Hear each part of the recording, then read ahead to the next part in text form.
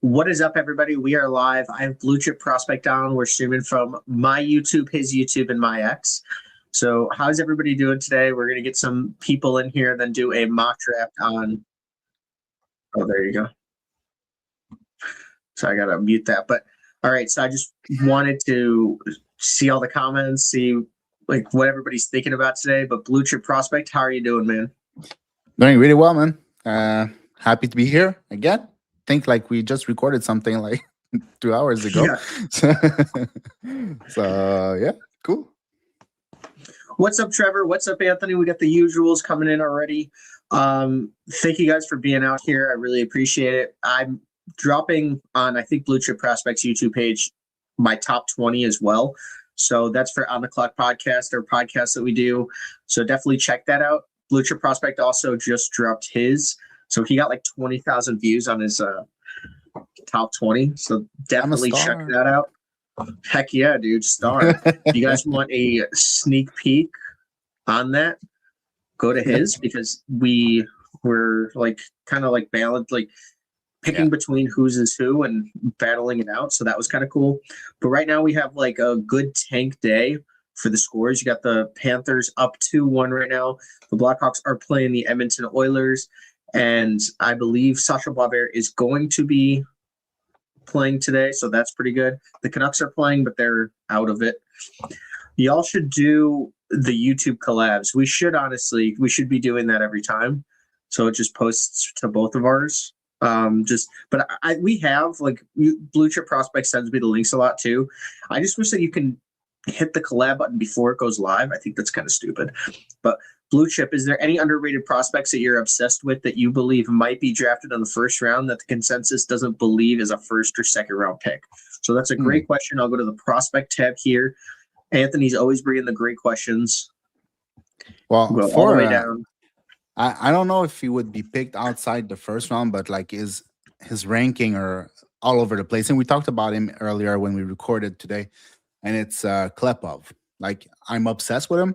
I think he deserves to go way higher than whatever his general consensus ranking is. I think he's supremely talented, supremely smart, good edges, good stick, good shot, good playmaking. Basically does everything super well, and the production is there too. So I think generally his consensus is somewhere between like the 30s and the 20s, I think. And I have him at 13. You have him in the same area as me. So yeah, it's a player that I love, a player that will most likely end up in my top 10 at the end of the year. So that would be probably my choice for this question. Yeah, I had him 14th. This is actually my ranking of him. Not going to spill the beans too much, but I have 14. So this is Nikita Klepov, 97 points in the OHL. He's actually leading the entire OHL this year. Pretty dynamic offensive player. I think he has that like elite offensive upside. It's just, and he played defense growing up, but you're just going to have to see what he gives you defensively. But he's not lazy, man. That's something that I like. He's not lazy, no. Is he ready to defend at the NHL level? Probably not. But most are not.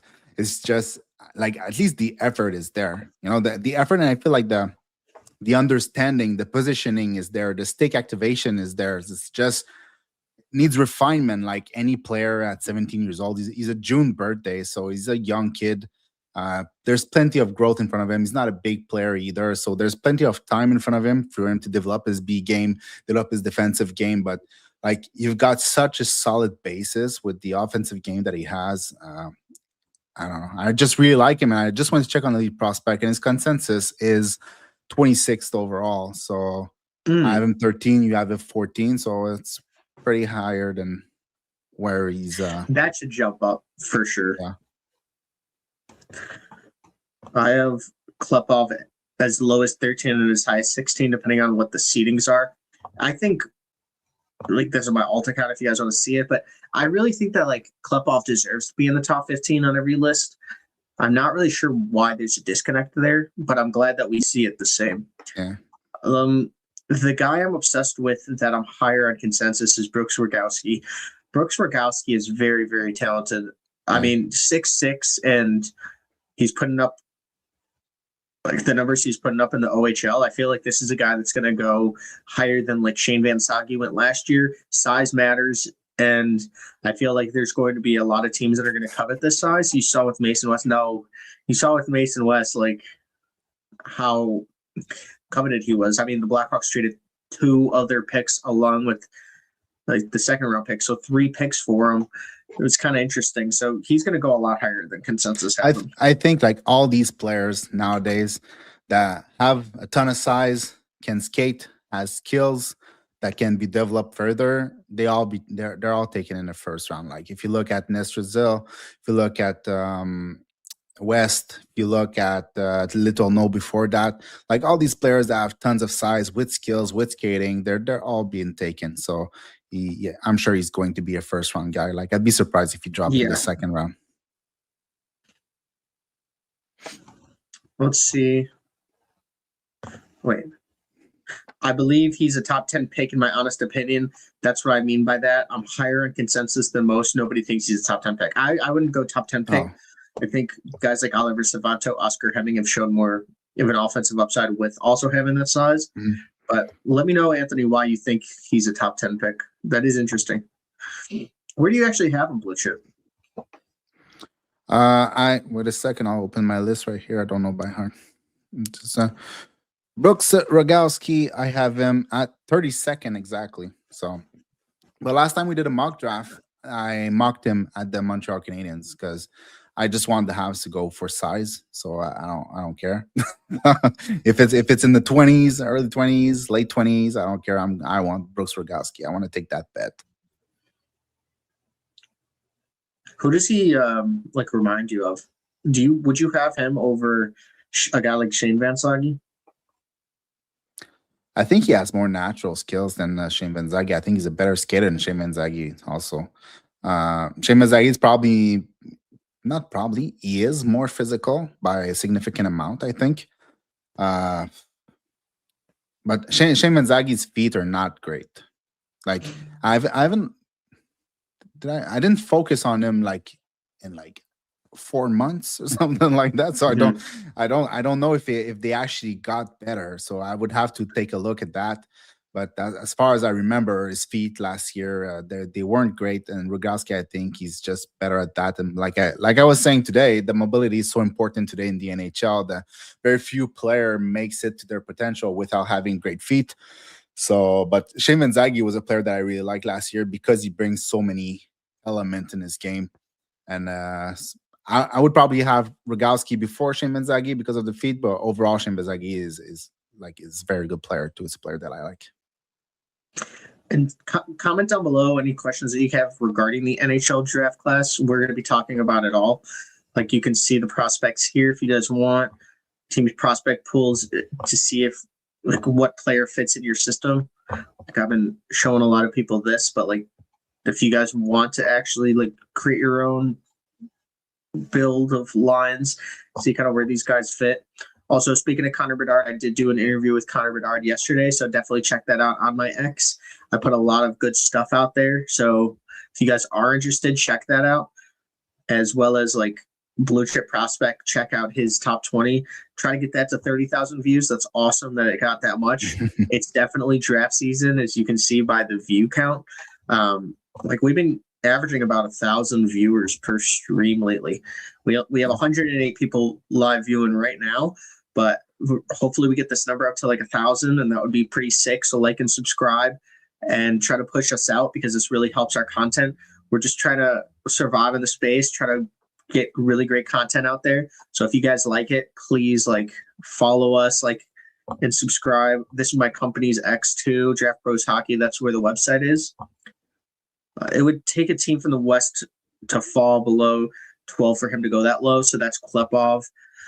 What I mean by higher than consensus, okay, so the reason why I believe Brock is a top 10 pick is my honest opinion based on the tape that I've seen. I could see him becoming a Blake Wheeler, Joe Pavelski as everything pans out. What do you think about that? They're very solid players. I don't know if I have that projection for him, but I mean, it's not like I had the projection of Tage Thompson of what he is today. So I mean, anything can happen. I think that the base is there for him to become a solid player at the NHL level. Um, but honestly, like a Blake Wheeler or Joe Pavelski, like I respect the opinion. I don't share it though. I think for me it would be more um like an Adam Laurie type of player than a Blake Wheeler. Like those are very, very talented players. I don't know. Maybe he has the upside. I don't see it that way. I see him more as a more rugged two-way player than an actually like offensive juggernaut in the NHL. Mhm. I guess there's a reason why I have him 32, and there's a reason why Anthony has him in top 10. So it's because we just don't see the same thing, which is fine. Oh, I don't have him in the top 10. No, I'm talking to Anthony Manzano. Oh, yeah, never mind. Not you. Not everything's about you. I have him 26. I'm going to go back, but I have him 26. If you guys want to first look at my top 20 or top 64, it is in that prospect pool side. I wanted to give the people that are using the app the first to look at it. So go on draftprospectshockey.com, check it out, roster build, create a mock draft. But I want to get to the talk of the town, and that's kind of the tank standings. And now the Blackhawks are obviously going to play Edmonton today, but the big thing is like Florida and Toronto. And I wanted your opinion on this too, Blue Chip. Like with the Toronto Maple Leafs having a top 5 protected pick, and I know the players aren't going to want to tank, but do you see them kind of pulling the same move that the Panthers are doing right now to stay in that bottom 10 and just pull their players with 7 games left? Like they're never gonna admit it, but for sure they're gonna try to go as low as possible.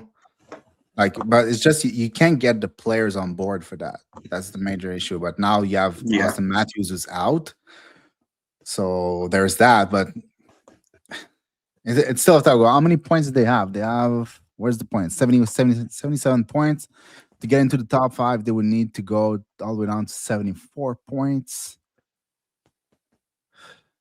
It's rough, man. Like, I don't know. It's the only chance they have is the Blues. Yeah. And I mean, I know the Panthers have to win, but let's see who are the Blues playing.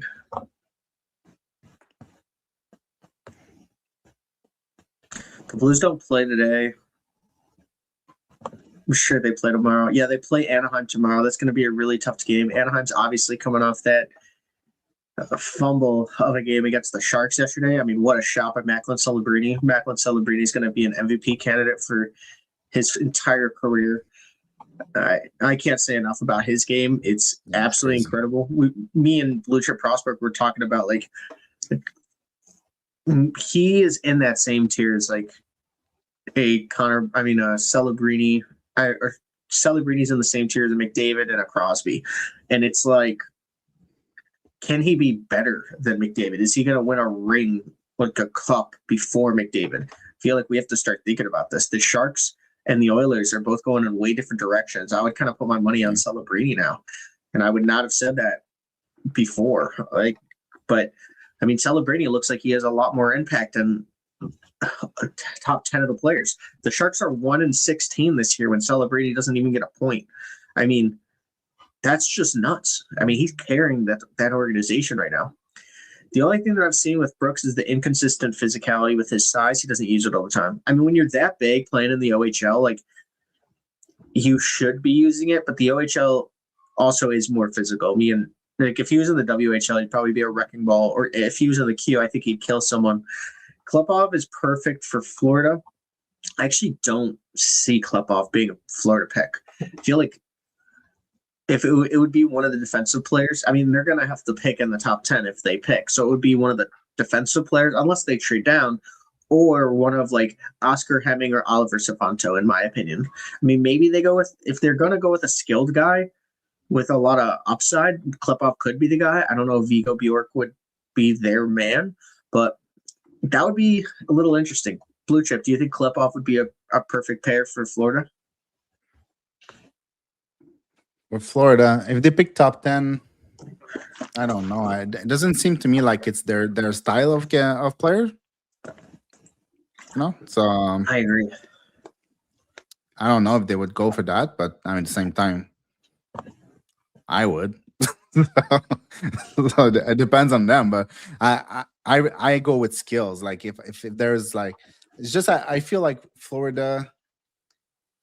Yeah, at the same time, they need to replenish on skills. So it depends where they draft. Like, if they draft like at 6 or 7 and they have like, I don't know, Belches available or one of those big Ds like either Chase Reed or any of these guys, I think they would go more for that.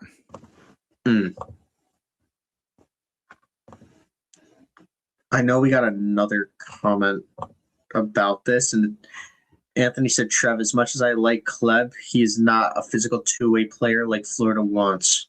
And I feel like that's the exact kind of thought process I was having. Yeah. But, I mean, that's what I mean when I say, like, Yeah, it's not their style.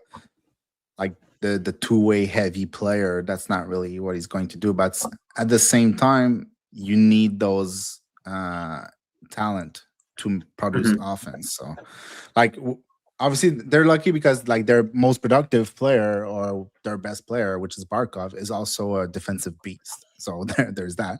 But like Matthew Tkachuk, as far as I know, is not a defensive beast. He's like a heavy player. He's not fun to play against. He's very good offensively, but he's not a defensive beast. I think like you need, like anything, you need a balance. So if you have players like Klepov who project more as an offensive player than a defensive player, but a very good offensive player, you need to balance that out. And they have the players to balance it out anyway. So I don't think it would be an issue. Like if it was me, I wouldn't necessarily be scared to draft Klepov. Depends where you are in the draft, but it's not their style.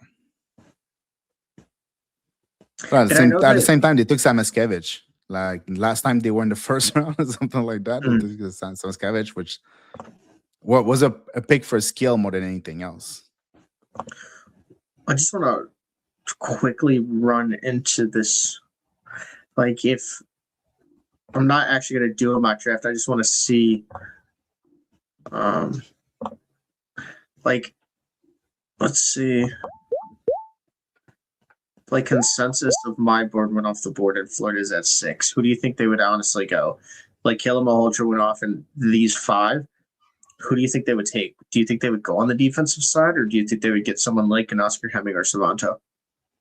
Like if they were at 6. I think if they're at 6 and there's Albert Smiths on there, Ethan Belches, I go Albert Smiths. And can you kind of talk to the people watching about Albert Smiths? Because I know that a lot of people think that the Blackhawks are going to take him even as high as 3. And I know that we had a great conversation about Albert Smiths today. So can you kind of go into why Albert Smiths is rated so highly? Well, it's the athleticism to defensive and offensive skills. You know, the guy's 6'3". He plays against pros. He played in the Liga. He played in the Olympics. Played in the World Juniors. Now he's playing in the DEL, or was playing. I think they're done, right? If I'm not mistaken. Or I don't know. I know he's playing in the DEL in Germany. Not the biggest numbers out there, but in Liga, it's normal. Nobody puts big numbers. It's very rare for players to have a lot of production in that league. It's very defensive. It's very pro, even though there's a lot of space. But the guy skates well. The guy defends well. He's not perfect. He's not a perfect player defensively, but I think he projects as a very, very good defensive player on the defensive side of the puck. He can move the puck really, really well. Crisp passes, accurate passes.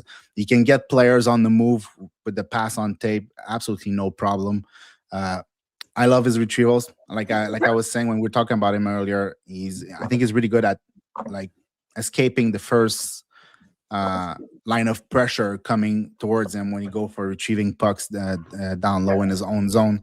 When he goes at the blue line, he often will present himself as the 4th forward when he has a hard shot. So if you give him any space to come down closer to the high slot and release his shot, then you get a hard shot on net, and that's going to create either a rebound or a goal. But he has a very, very good shot. His one-timer is also an absolute bomb. The guy can pass, the guy can skate, the guy can hit, the guy can defend, the guy can, he does everything well. He's a work in progress I think you're the one who said like his story is a little bit like Moritz Seider. I think his style is a little bit like Moritz Seider too. Not just I don't think he's as good a skater as Moritz Seider. Seider was a very very good like he was very dynamic with his feet even when he was drafted. Even though everybody was surprised by his pick at number 6 by Detroit. Was it number 6? I think it was. Like he was very dynamic with his feet and he had a lot of skills. While Albert Smith is that, but a little bit less, I would say. So yeah, I think he's a really good player. For me, in my top 20 that I just released last week, he's my first defenseman on the board. Basically, it goes McKenna, Ivor Stanberg, and then I have Albert Smith, followed by Veroff and Chase Reed. And it's just because for me, when you take all these players together, you have Albert Smith who can do it all and has the mobility. Then you have Veroff who can also kind of do it all, but doesn't have the mobility. And then you have Chase Reed, who's more of the offenseman who has a little bit more issues defensively, but also has great feet. So when I put it all together, for me, Albert Smith was the best player or the best projectable defenseman in this draft. So yeah, he looks great, man. And when you watch him, like he stands out all the time. It's one thing that I like about players is when you watch a game and you're not bored by watching that game. Like that guy stands out. And when you stand out in Liga and you're 17 years old, it's something because it's very rare. It's very hard. Another guy that can do it is Oliver Savento. When you watch a Liga game, he stands out. So that's great. He really stands out. He's big. He's fast. He's physical when he needs to. I feel like he plays a little bit like a freight train. It's not that he's hitting everything that he sees, but he seems to me like a relentless type of player, and I love seeing that. So yeah. Yeah, I needed to leave. My dog was crying and he tore his ACL the other day, so I was just checking up on him. But yeah. I know Lebowski asked for this question, and honestly, one of the cool things is that if you are in a draft and if you draft a player, it will go here just to see their player fit. So Keaton Verhoff would be on the Blackhawks in this kind of build.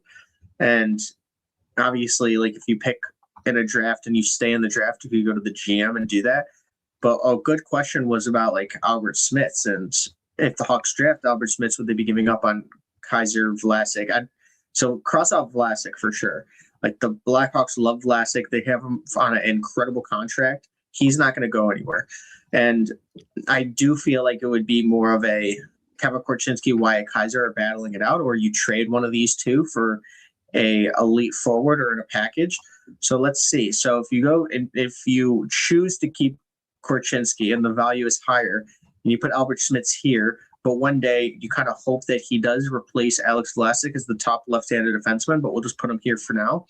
Albert Smiths and Artem Levshunov would be my favorite pick because I've been saying this for a long time. I think Albert Smiths is the perfect player besides a guy like Levshunov. And like Albert Smiths can hit, he can play make, he has good hands, he's reliable defensively. It would allow Artem Levshunov to honestly be more of himself. So if you put a player like Albert Smiths next to him when they're both at their highest point, this is a great pair. And I wanted to get your opinion. Do you think Albert Smiths would be a fantastic pair next to a guy like Artem Levshunov, or would you kind of want him next to someone else? Because honestly, I think Albert Smiths is a guy that can man his own line. I don't know, like, has Levshunov play with Vlasic? Because I feel like this is a perfect pair. Yeah, but I don't know how they look. They've given, honestly, with Levshunov, like, I wanted, like, in this build, Rinzel with Vlasic, because I feel like it would be two very big, tall defensemen. But I could totally see a scenario where you're doing Sam Rinzel, you're giving Sam Rinzel, Albert Smiths, and yeah, well, exactly. Because I feel like kind of cook. I feel like if you have Levshunov is a high-end playmaker from the back end. Mm-hmm. If you can give him a player like Vlasic who skates well, is big, can defend really well, I feel like they are a perfect pair together. And then I would have Albert Smiths, who I think is a better player than Sam Rinzel. Yeah. I think he projects as a better player, but it's not like Sam Rinzel is a bad player in any capacity. It's just I think they would complete each other well, but Albert Smith would probably be the driver of that pair. So it would give you like a top four with two amazing drivers on each line, a bit like Montreal, where they have Lane Hudson followed by Noah Dobson. You know, you have both line back to back. They can do anything on the ice. So you would have that type of defense where they're very, very mobile. At the same time, they can make accurate pass. They can stretch a defense on the other side, and they come in wave because it's one after the other. Instead of putting your two best defensemen together, like Lane Hudson is playing a lot of time with Struble. Struble is barely NHL caliber, and it still works really well. So it's and you need one guy who can really drive and another one who can complement. I wanted to talk about Lebowski's comment. You asked me, you literally asked me if the Hawks drafted Albert Smith, would they be giving up on Kaiser or Vlasic? I said no to Vlasic, and then you trade Kaiser for a very good forward, and you said I'm undervaluing my Kaiser, but you literally were the one that asked me, and I think that Kaiser would provide more value than Kevin Korchinski. So I'm literally valuing him to what I thought.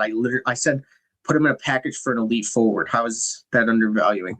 I keep seeing him, and I don't understand that. Like, of course you wouldn't trade Vlasic at this point. He's on a 6-year deal at 4.6. Like, that's an absurd deal. I know he's in year 2 of that, but Kaiser has been one of the best Blackhawks defensemen. So I think that if you're going to get Albert Smith, then you don't want to put a guy like Vlasic or Kaiser, and this would be in like 2 years, but you wouldn't want to put a guy like Kaiser on that third pair because he is so good. Why would you not just trade him? Hey, what are we watching here? What's the website, the game? So this is the Draft Prospects Hockey Simulator. So it's a draft simulator, like with a lot of people's help and Blue Chip Prospects help. I created this so you can mock draft with your friends. You can do some mock drafts, tank race, prospect pools. You can look at any NHL player in the entire system, look at their stats forever. Same with prospect pools. So this is the GM mode. So go to draftprospectshockey.com. I'll put the link in the comments, and you can actually create a lineup with the players in the draft class. So you can see exactly who you think the Blackhawks or your favorite team should pick. We'll go to the Habs because that's the team that Blue Chip Prospect follows. You can also trade any single player, any single pick that is in the database. So if you want, like, let's say, I'll give a fun one. Ivan Demidov for random Artem Levshinov. So Ivan Demidov for Artem Levshinov. I would think that the Habs would have to give 3 first-round picks also with that. I don't know if you agree, Blue Chip, but there it is. Levshinov? Ivan Demidov and 3 first-round picks for Artem Levshinov. Yeah, that sounds good. Yeah. So if you want to do that. So he said, Lebowski said, you completely missed my point. My point is Wyatt Kaiser will be a better hockey player than Albert Smith. That's just not going to happen. Wyatt Kaiser's been good, but he's not going to be better than Albert Smith. If you took a young Wyatt Kaiser with what we know now in the draft, he'd probably go like 30, 32 or something, or maybe 25, somewhere around that range. I think Albert Smith is going to go like top 3. I think someone blocked Lebowski. I don't know who did that. Lebowski's been great. I blocked him too. That because you asked. You should block him too. This is live Dr. Horror Show. Thank you for tuning in. We have 208 people now. My cousins are probably making a ton of accounts, so thank you guys for creating as many accounts. No, I'm kidding. Thank you guys so much. Hello, I have picked 1, 2, 5, 9 in my Dynasty Fantasy League. Is there a universe I don't take McKenna Stenberg 1 and 2? So, no. You take Stenberg and McKenna 1 and 2. You try to get Vigo Bjork at 5, in my opinion. I don't know how the defensive statistics will work, but if the highest upside available, I think that the first defenseman you should take off the board would probably be a Chase Reed because he has the most defensive upside. I don't know if for fantasy hockey in a dynasty league, if you can get Chase Reed at 5, that would be a fantastic fit. Or if like a guy like Caleb Malhotra falls to you, and like obviously Vigo Bjork's probably not going to be there at 9, but if you could somehow walk away with him, that would be great. But yeah, no hard feelings. I just don't think that Wyatt Kaiser would be a better hockey player than Albert Schmitz. I just don't. I think Albert Schmitz is the 4th best player in this entire draft class. I don't want to spoil blue chip prospect, but he has him as his first defenseman off the board as well. So I think that the discourse on Albert Schmitz is just not right. I mean, Albert Schmitz made the Olympics for Latvia. He played incredible at the World Juniors. The guy is 6'3", and he's a train. So when he hits you, you're going to fall to the ice. He put Draisaitl on the ice. This is a guy that could be an all-star. I don't think that Kaiser has that, but I like Wyatt Kaiser. I think that he has legitimate upside. That's why you can trade him. Or, like, if we're being honest, I think that the one guy with a foot out the door could be Korchinski if you're talking about left-handed defensemen in the system. So if you're going to put like Schmitz, Vlasic, and then Kaiser out there, that would be one of the best left-handed defensive cores in the entire NHL. Like, it really would. And then show me 2 prospects that are Levshunov and Sam Rinzel as right-handed defensemen that have that much upside. Because the Blackhawks do, if they get Albert Schmitz, would have one of the best under 25 defense in the entire league. Like, and it's hard to build. You can see how it's hard for the Sharks. Big offseason for Kyle Davidson. John Morrissey type for Kaiser. Good comp Charlie made. I did not see Charlie. But let's see. Don, what are your thoughts on my last 2 comments? So Anthony had said, okay, P, question for you. Who is a prospect in the draft that you guys feel either will be constant contender or console winning the Selke trophy multiple times during his career? For me, it's Tynan Lawrence. Tynan Lawrence is really good defensive center. Blue chip prospect, it's your turn. Yeah, I'd say probably the same. Lawrence. If you're looking for a player that's going to be a Selke candidate, Malhotra. Yeah, Malhotra and Lawrence is what I can see, but I don't know if they have that type of offensive output. You know, the players who win Selke, like players like Barkov's, this year maybe Nick Suzuki's, like he's going to be like close to 100 points or over 100 points. I don't see Lawrence or Malhotra ever getting there. Nothing is impossible. Obviously, like you have just so much data before the draft that it's impossible to really know what their ceiling is. But it's hard to see any of them reaching that type of level. I saw Lebowski who said, "You blocked me, blue chip. Cool, unsubscribe." No, it was a joke. That was a joke. I don't block anyone. so no, I was just joking, encouraging people to block you, but it was the joke. Don't take this seriously. I thought it was pretty self-explanatory, but it's okay. Me and Lebowski were like, he's been cool for a long time. And then, like, when I was on a show, no, he's not cool. He was talking bad about me in the comments. I was like, what is going on, Lebowski? He was just like, Don doesn't know anything about hockey. I was like, I'm even DM'd him. Like, I've answered all your questions. What do you mean? Don, what are your so the other question was about McKenna and Stenberg. Let's see. Blue chip prospect between Stenberg and McKenna, who do you honestly believe is going to be more consistent winner of the Rocket Richard throughout their career? Rocket Richard? None of them. I don't think so. There's too many good goal scorer, and even the players that are playmaking first, like McKinnon, they're still like at 50 goals, and I think Caulfield just scored again tonight, so he's like at 48. There's too many good goal scorer for I think Stenberg and McKenna to be in that conversation. Bedard should be in that conversation at some point too.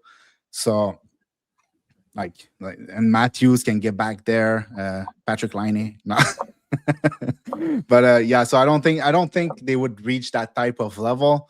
I can see McKenna being what's the trophy for the most point? It's Hart Ross, is that it? Yeah, and I don't know my trophies. I don't care about trophies. So I know the Stanley Cup and that's it. But I can see McKenna being a player that could reach these type of levels sometime, a la Patrick Kane type of level player. He's just so supremely good. I think he has it in him. Is he going to reach that? He's going to be able to adapt to the NHL physicality, speed. I think he will, or I wouldn't have him first. So obviously, I think he will. I think he has all the skills in the world. I think he has a lot of deception in his game. He can change the tempo in a heartbeat. Like, he dictates the pace on the ice. So I think he has the skill to get there, but it's a big ask.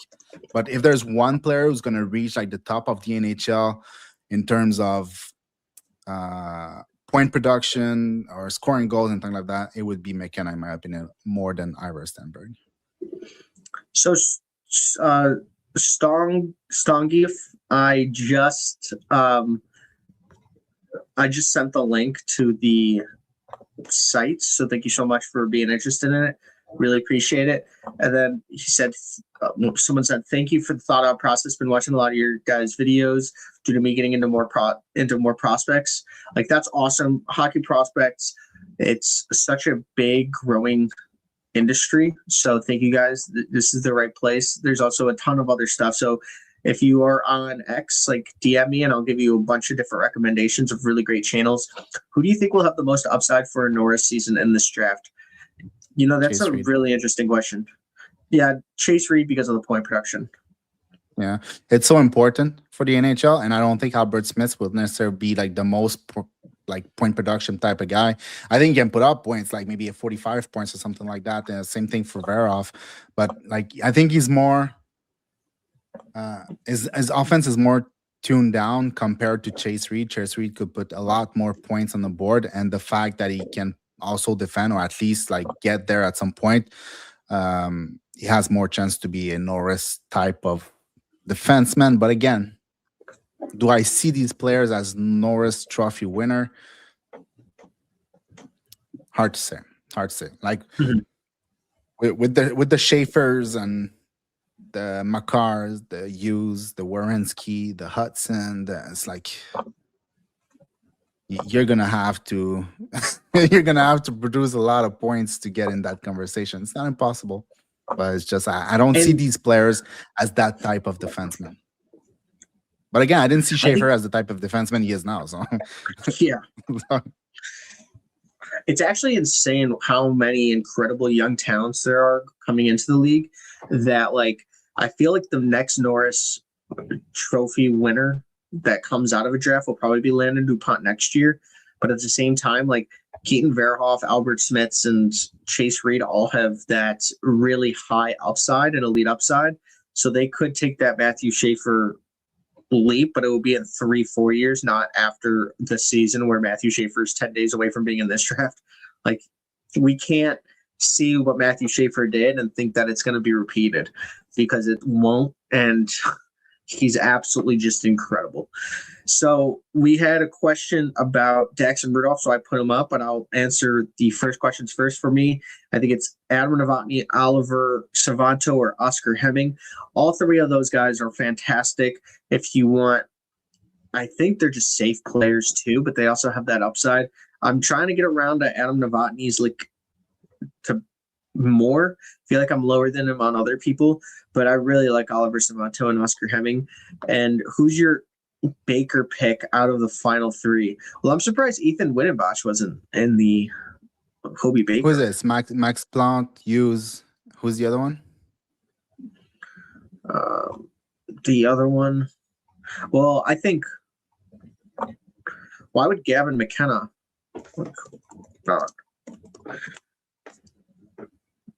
Looking it up. Who the last one is? I just saw Eric it quickly. I want Eric Polkamp. Oh yeah. I want Eric Polkamp. I interviewed him earlier before the season. Guy's so down to earth. He's a guy that you could just go fishing with. Like, he's a cool, down to earth guy. I'm rooting for him. If you guys want to see that interview, though, go on YouTube. He's my favorite in those players, that's for sure. Yeah, he's awesome. And if you guys actually want to see any of my interviews, and I'll put some Blue Chip Prospects interview, I'll actually put his top 20 on here too. So if you want to go see that, it'll be on here too. But if I'm going to put all of my interviews here, but I have an Anton Frundell interview. This is the first one ever of him doing an English one-on-one video. So I got the luxury of doing that. I got a Caleb Malholtra video, James Haggins, Matthew Schaefer, Roger McQueen, who just signed his ATO. I have a Porter Martone one. I have like over 200 interviews that I'm going to start uploading in there. And Eric Polkamp is one of them. And that one actually got more views than I thought it was going to get, in terms of, I didn't think it was going to get a lot. And it got like, it did very, very well. There's a lot of supporters for Eric Polkamp. He's a big, great prospect. And I wanted to get to Daxon Rudolph. I actually pulled up his page here. And I feel like this is a player that me and Blue Chip Prospects can both go in back and forth on. But I want to start with you. What are your quickest thoughts on Daxon Rudolph here? I think he's a phenomenal defenseman, but I think, like we were talking today in your ranking, is I think we have to take the WHL's production with a grain of salt. Like when you see a guy that's producing at 78 points, 28 goals over 68 games as a defenseman, like there's so many players that are extremely productive this season. For me, like there's a question mark there. And I also, when I see him play, even though like he does jump into play and he does come as the fourth forward and he does a lot of good things. He has a good shot. I don't see him as a guy who's going to be a big producer in the NHL. So I wouldn't expect like a guy that's going to be putting up like 45, 50 points in the NHL. But I can see a guy who can move the puck really well. He can defend really well. He's physical. He has a hard shot from the blue line. Or even his one-timer is good. His wrister is good. His bomb is good. So like he has a versatile shot, but also like he has a crisp first pass. When he go for retrievals in his zone, he can really like get a good pass on a player on the move. So I think that's where his value is more than actually like breaking down defenses in the offensive zone. And like, yeah, I think it's just, I feel like the production is suggesting that he has some type of big offensive game in his game, which I don't think that he has, even though the numbers are there. But I could be completely wrong too. I do like Daxon Rudolph's offensive game. I think that he has like eyes in the back of his head, and he's a good passer. You saw that pass in the CHL USA prospect game to JP Robert, and it did seem like he's just very, very good offensively. But I do like his defensive game too. That's why I am 9th in my rankings. But I do see what like Blue Chip Prospect is saying, that the WHL stats are very heightened. This is like, I was saying, like this is like what the NBA is now. And the OHL and USHL is kind of like what the NBA was in the 1980s. It's just there's not as much scoring in those leagues than there are in WHL, and it's getting a little easier. So it is surprising, but as a right-handed defenseman, 6'2", he's going to go higher in the draft. He's one of the younger players. He's an 08 March birthday as well. So you get that kind of upside too. I do think that there's rawness to his game, and I think that it's going to take him like 2 or 3 years to get into the NHL, but when he does, he's going to be a top 4 defenseman with some playmaking ability. But that's just my opinion on him. But at the same time, like I feel like he has a higher floor. And we have a really good question here.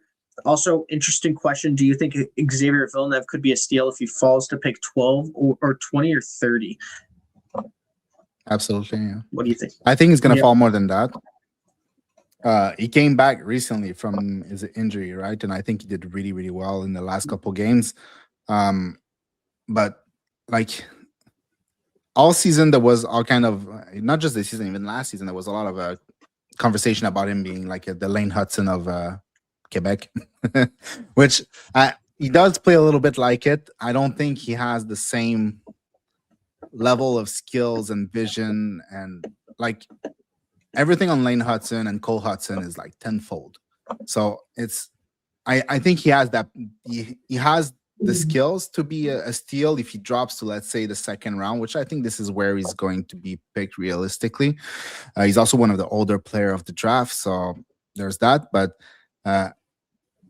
I'm not as convinced. I started the year super high on him. Like he was like 7th in my preliminary board or something like that. Now he's not even in my first round. It could be because I didn't see him for a while because he was injured, or it could be because I'm just not a fan of what he brings right now. I think he's competitive. I think he's super skilled. It's just I'm not sure what he is at the NHL level right now. I don't feel like the skills are good enough to be that type of player. But time will tell. It's just really hard to say with him, and with the fact that he plays in the Q, and the Q is such like a random league. Like it's a good league, but players coming out of there is so hard to evaluate. So yeah, but yes, he could be. For me, I would be more excited if he was a forward. I honestly think that he could be a forward. 157 pounds was his last weigh-in.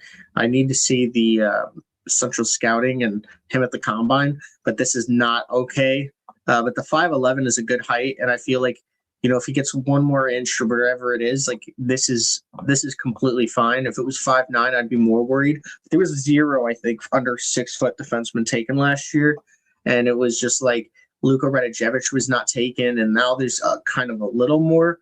But the NHL is getting smaller, but the want for undersized defensemen isn't. So I think that this is going to be a trend, and maybe we see Villeneuve fall out of the first round, and I think that would kind of he was weighted by Central Scouting at 162. Okay, what was it? 162? He gained 5? Okay. Yeah. That's so he's at 5'11", 162 according to Central Scouting, and it has the asterisks, which means he was weighted and measured by them, which is terrible for a guy.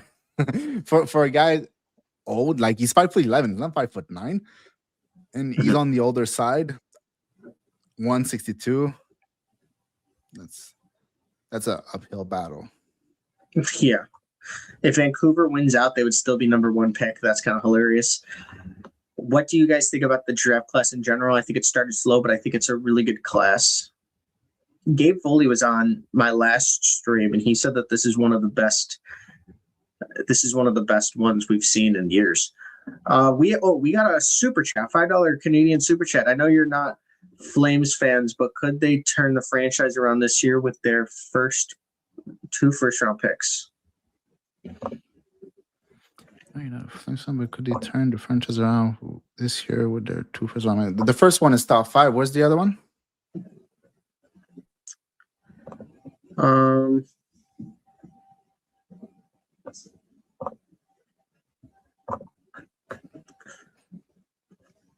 Let's see. I'm not sure if that. I'm trying to find it.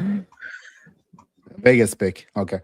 I don't know if that. Obviously, with a pick in the top 5, like obviously that's right a big. Now.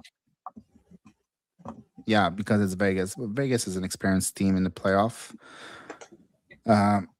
Like in the top 5, you get a very, very good player.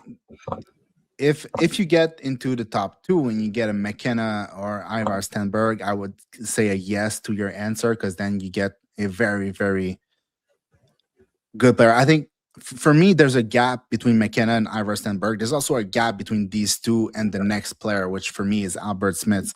But so if you get one of these 2 offensive player, obviously you're turning the franchise around with something to build around. And you already have Perek, you already have some good players in there. So it's a big boost. And then in the 20s with Vegas, you can grab another good player. Maybe Klepov goes there. Maybe you can get a player like I don't know who on the top of my head, but like there's plenty of good players to draft there. So, but it's more, the most important part is getting one of McKenna or Ivar Stenberg. If you get a player, if you're outside the top 2 and both are gone, and then you get either Chase Reed or Keaton Veroff or Albert Smith, I say it's still something that will impact your franchise very positively. But is it going to turn your franchise around? I wouldn't say so.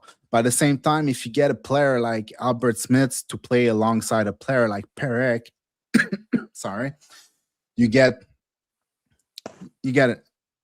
a top-notch first pair right there. Like if everything goes well, obviously like Perek needs to show some progression in his defensive game and physical game and like giving a crap about the game. But but Albert Smith's being like the insulator on the other side that can also shoot the puck almost as hard as Perek. Also with a great first pass, I think that would be like it's a great first pair. But is that turning your franchise around? I would say no. For What do me, you if you think? get the Flames in the top five, that's going to turn your franchise around in any way because um, you need that. You actually have a lot of organizational depth within your prospect pool. You have Colin Potter, Cole Regeny. You've drafted well. In some cases, you got Ethan Wittenbach for free last year. I think that was an incredible value, and I just believe in the Calgary Flames uh, ownership because they've gotten so much good value. And I think that top three pick will be a defenseman. So let's say you win, you get Gavin McKenna, that turns around your franchise. If you win, you get number two, you get Stenberg, turns around your franchise. You get Verhoff or Smits, that really helps your franchise. And Verhoff might have the upside to turn it around. And then you have the 18th pick. And I think that you can really go in a multitude of different directions. But at this point, with the 18th pick, you can go with like a guy that falls like Nikita Klepov, Oliver Savanto could fall. You could get like if you don't pick a defenseman and you go Pepperinen here, like that would be fantastic. If you get Stenberg and Pepperinen or McKenna and Pepperinen, like you're winning the draft. And then you have how many picks you have. I have the pick counter here. You'll have 4 second-round picks as well. You have 2 firsts, 2 seconds, 2 firsts, 2 seconds. This is absolutely insane. So like this already turns your franchise around. But if you get McKenna, that would kind of basically be like what happened when the Blackhawks got Bedard in 2023. So the Calgary Flames are in a great position. I've loved their prospect pool, and I love how many picks they've accumulated. And this is the time when you got to just attack. And then next year, they could get like a guy like Landon Dupont, Alexei Joseph. So I really appreciate – I think you gave Blue – I think because it's in Canadian, you gave Blue Chip 5, but I really appreciate everybody that does the super chats. Like that's awesome. I got my first one like 2 days ago from Jim, and it was like I was running up and down. Like it's just really cool. So we will prioritize anything. If you do the super chat, to whoever cool. it is, whether it's me or you, thank you very much for participating. Thank you very much for your questions, and totally, thank you very much that's for the really 5 awesome. And then we're gonna go, and I feel like we answered your question pretty well, but I think we're gonna go to what are your thoughts on Keyshawn Aitchison being ready for next season? I think that they're gonna deploy him in like 40 plus games next year. I'm really excited because his skating did get better, and he had 30 goals in the OHL. This is a guy that I think is a heavy body. He can produce in the playoffs, and it's just one of those people that you kind of want next to like Schaefer in that. But at the same time, I don't know necessarily if he's going to light up the world on fire, but I do see him as being a very good player, but I don't think he's going to put up like 15 goals next year. I don't think Islanders fans are going to get that again with a rookie defenseman. What are your thoughts? Well, no, I don't think so. I like what he brings. I love the physical. I love the physicality. I love the shooting. I love the offense they bring. I don't think he's a playmaker whatsoever. I think he has a solid first pass. I think the mobility is a little bit of a problem for me. Even though it got better, it's still not to an NHL standard. It makes me think a little bit of a Yakimchuk. Like it's just not as fluid and as explosive as it should be. The pivot can be a little rough.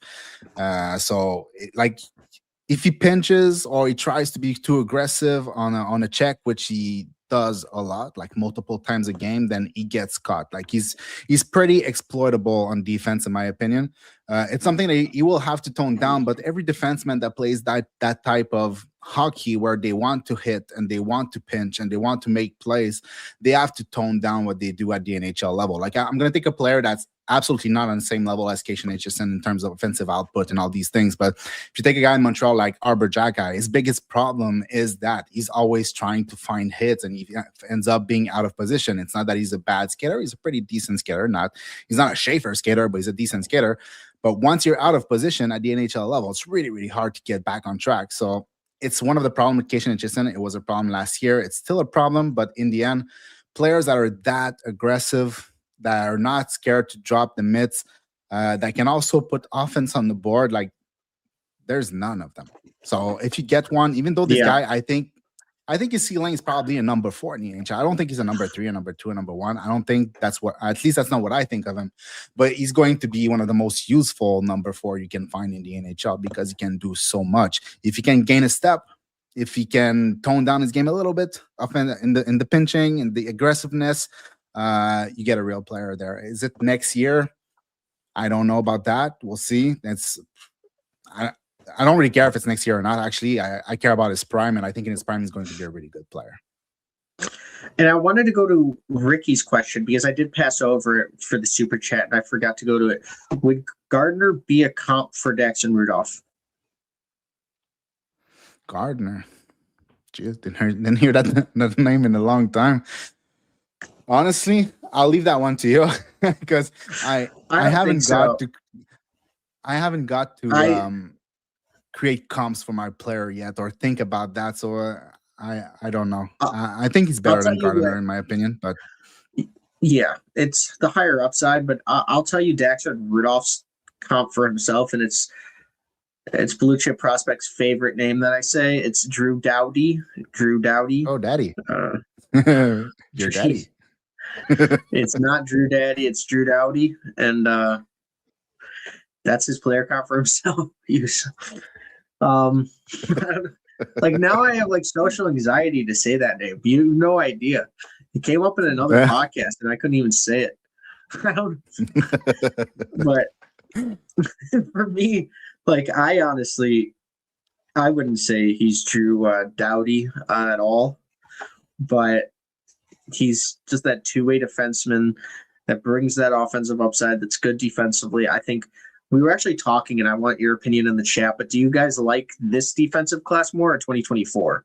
Because we both have differing opinions on this. I think we're up to, well, this was with Vegas pick. Eric, thank you again for the 5 Canadian. I have a take on Albert Smits. I think this guy has already reached his potential. I don't think he's ceiling really high. He's mature faster than the others. What do you think? It's not impossible. It's not impossible. That's one thing. When you watch players on tape, it's something that's really, really hard to know. Like you don't get the physicals, you don't get to talk to them all that much. Maybe you do, but I don't. I don't talk to the coaches, so I don't have access to how physically developed he is. Like if he's still somewhat lean at 200 something pounds and you see like he can add more, then you know he's not done. If he's not done physically, then he's not done at all. It's that simple. If he's done physically, then he has a lot less runway, and it's something that's entirely possible. I think it's pretty rare for players like that to be like that has matured all the way up at that age. Like makes me think of player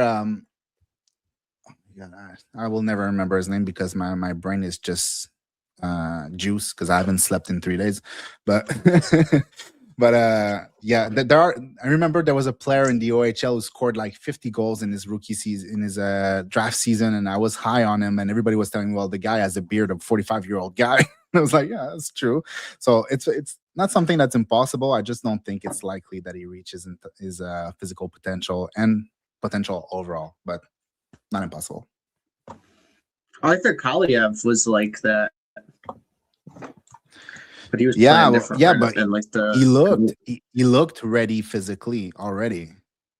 You know, I don't. Yeah. When I see Albert Smith, I don't see that type of developed body like Kaliev was. You know, he doesn't have the same type of broad shoulders and like fullness that Kaliev had. Like Kaliev, you looked at him in his draft year, and he looked like Lev Shunov. Lev Shunov was built like a tank in his draft year, and he was 18 years old. Like, you know, this guy physically was done. He was not going to get faster. When I was talking to Albert Smits, and this guy looks like he could be fully matured. In all honesty, like his body, he's obviously playing with pros, and he's on that pro schedule and the pro diet and everything. He was like Artie. That's why I have him towards Artie. I don't know, it's because if I saw him in person, but I do want to show you this. Maybe. I interviewed Connor Bedard yesterday. If you guys want to see this, I stumped him one of my questions. Thank you guys. Every Connor Bedard post I posted got, I think, on every platform got over 50,000 views. So thank you guys so much. I appreciate that. You guys are very big support. So thank you. It was my first interview ever with Bedard, but for Albert Smits, I don't think that he's reached his potential in any sort of way. He played great in Liga. We talked about that in the video coming out very soon. So go check that out on Blue Chip Prospect and I's YouTube channels as well. But at the same time, I do feel like Albert Smits is more developed and more ready. So I don't know if that's going to go into what his potential is and if it lowers his ceiling, but I do think that it just shows how high his floor is. I actually am going to take a devil's advocate here. I think it shows how high his floor is. But there's a question here. If my Panthers end up drafting a defenseman at 6, if that's where we are, who is a better matchup style-wise for Aaron Ekblad in the first pair and with Seth Jones in the second? So this is a very interesting question. I think Aaron Ekblad, well, they're both right-handed defensemen, so it kind of takes out both Verhoff and Chase Reed. So it would just be Albert Smits and Carroll's. And I actually think Albert Smits would be much better for the Panthers because he's more playoff built and he's quicker and he's going to get, I mean, he's not quicker, but he's going to be quicker to the NHL. So I think Albert Smits would be put on both. That'd be a good pair for both. But especially honestly, if he's playing with Aaron Ekblad, because you never see a righty on the left side. Like it barely ever happens. You see lefties on the right side, but the other way around. Yeah. I don't have examples in my head. But so like in that sense, for that question, you forget Chase Reed, you forget Verhoff. You could go with Carls. Yeah, Carls is a left shot. It would be how's Aaron Ekblad? How's Aaron Ekblad's feet? Have you seen him recently? Did you watch him this season? Yeah, I've watched him, and honestly, he's never been a burner, and it's never been like, I've never really been impressed with that side of his game. I just think that he's so smart, so intelligent, and he's still only 30, but I do feel like he looks slower. I mean, he's 6'4", 220, got to carry that around for 15 seasons. It's going to wear on you, but so at number 6, a guy like if Smits is gone, for example, then a guy like Carroll's makes a lot of sense because of the mobility it does beside him. Obviously, it's going to take a while for him to get there, but when he does, and Aaron Ekblad is 34 by then or something like that, then you'll need that speed on his side. He's gonna need somebody to defer to give the puck to move it out of the zone. So that would be a guy like Carroll's. Do you think production in the CHL should be discounted because of the NCAA sucking up the talent? Yes, we talked about this today actually on our show that's coming out. Highly recommend that because it was like a 20-minute conversation. But the short answer is yes for both of us, and especially in the WHL. Yeah, more the W than any other league. Yeah. For me, I think the OHL is still up to standard, but the WHL for some reason, like everybody who's talented except for Mattis Preston is putting up huge numbers. So why is that? What is that? Like, so weird. The Blackhawks game has started. For those that are watching the tank, the Panthers are up with 14 minutes left, 2-1. I don't want to spoil the Habs game because I know you're going to rewatch that. The Red Wings 2-1. Canucks are tied 2-2, but again, why are they good now? Like the last few games, they've looked great. So whatever. Eric says, "Thanks, boys." You can spoil the game. It's fine. I have the score in the corner, so it's okay. I'll watch it anyway. It's what it's I live for. Rangers are up 7-0 against the Habs. Yeah, I'm just happy for Caulfield, 48, and Suzuki another point. 3-0. Demidov another point. Slavkovsky another point. Right. It's like, yep. I didn't pull up some of Trevor's comments because I was worried that you were going to want to rewatch it. So, but he was talking about Cole Caulfield. So I want to try to go get to those. I see the guy Ricky Bartenslager saying Kobe Bardu was the 45-year-old. Exactly, that's the name I was looking for. Good job. Kobe. That's the guy. Barlow. Yeah. Yeah, man. What a name. This guy, man, I really liked him. I know that the feet were slow, and I know that physically he was very developed. He was very mature, but he has such a hard shot, and he played such like a chaos heavy type of game in front of the net. I really liked him. He's doesn't seem like he's turning out to be what I thought he was going to be, but that's like a lot of players. So What do you think of Porter Martone next season? I'm surprised he isn't on the first line currently in Philadelphia. It just takes time, as you can see a lot like yeah, Misa and a lot of the deployment of the young guys. It's always weird, but for me, I've always liked Porter Martone. I've talked to him like 4 times, I think, and a lot of it is just like I asked him his player comp. It was obviously Corey Perry, Matthew Tkachuk, guys like that. I think that he looked meaner. I've actually talked to him more than next to World Juniors. I forgot about that. But the World Juniors is definitely something that he looked great in. He was the captain of Team Canada. He's always been that guy. And I think that the playmaking is fantastic. The puck handling, the passing, he's great vision. At that size, you kind of want him to use his body more, but he did look meaner after whistles at the World Juniors. That was something cool of seeing him in those live viewings. He looked great. So for me, I think that he's going to be like a 40, 50 points player in his first season, but I think this guy can get 40 goals in his season. I think that this guy actually has that sniper ability. I'm a lot higher than him on other people, but I think that 2025 class is going to produce a lot of stars. Like you're already seeing it with Matthew Schaefer, you're seeing it with the potential that Misa has and Frondell. I think Porter Martone, Roger McQueen, James Haggins, and Jake O'Brien are next. So Porter Martone is very, very good. yeah, I love Martone. For me, like I know like his own comp is the Kachucks and stuff like that, so I'm not gonna go against it. But for me, I see him as a future type of Mark Stone, maybe not the same level defensively, but like same type of rugged player, not necessarily the most like in your face type of player, but Mark Stone is not a fun player to play against. He's a heavy player. He's not afraid to hit. That's who he makes me think of because the feet are not all that great. And Mark Stone, like he won battles and he won his puck position and he made plays using his brain and his skills more than he did it by using his feet. And I think that's what Martone's going to have to do at the NHL level. I think like his evolution at the NHL level might be a little slower than players like Higgins who can really like skate in 4 directions, east, west, north, south, very easily.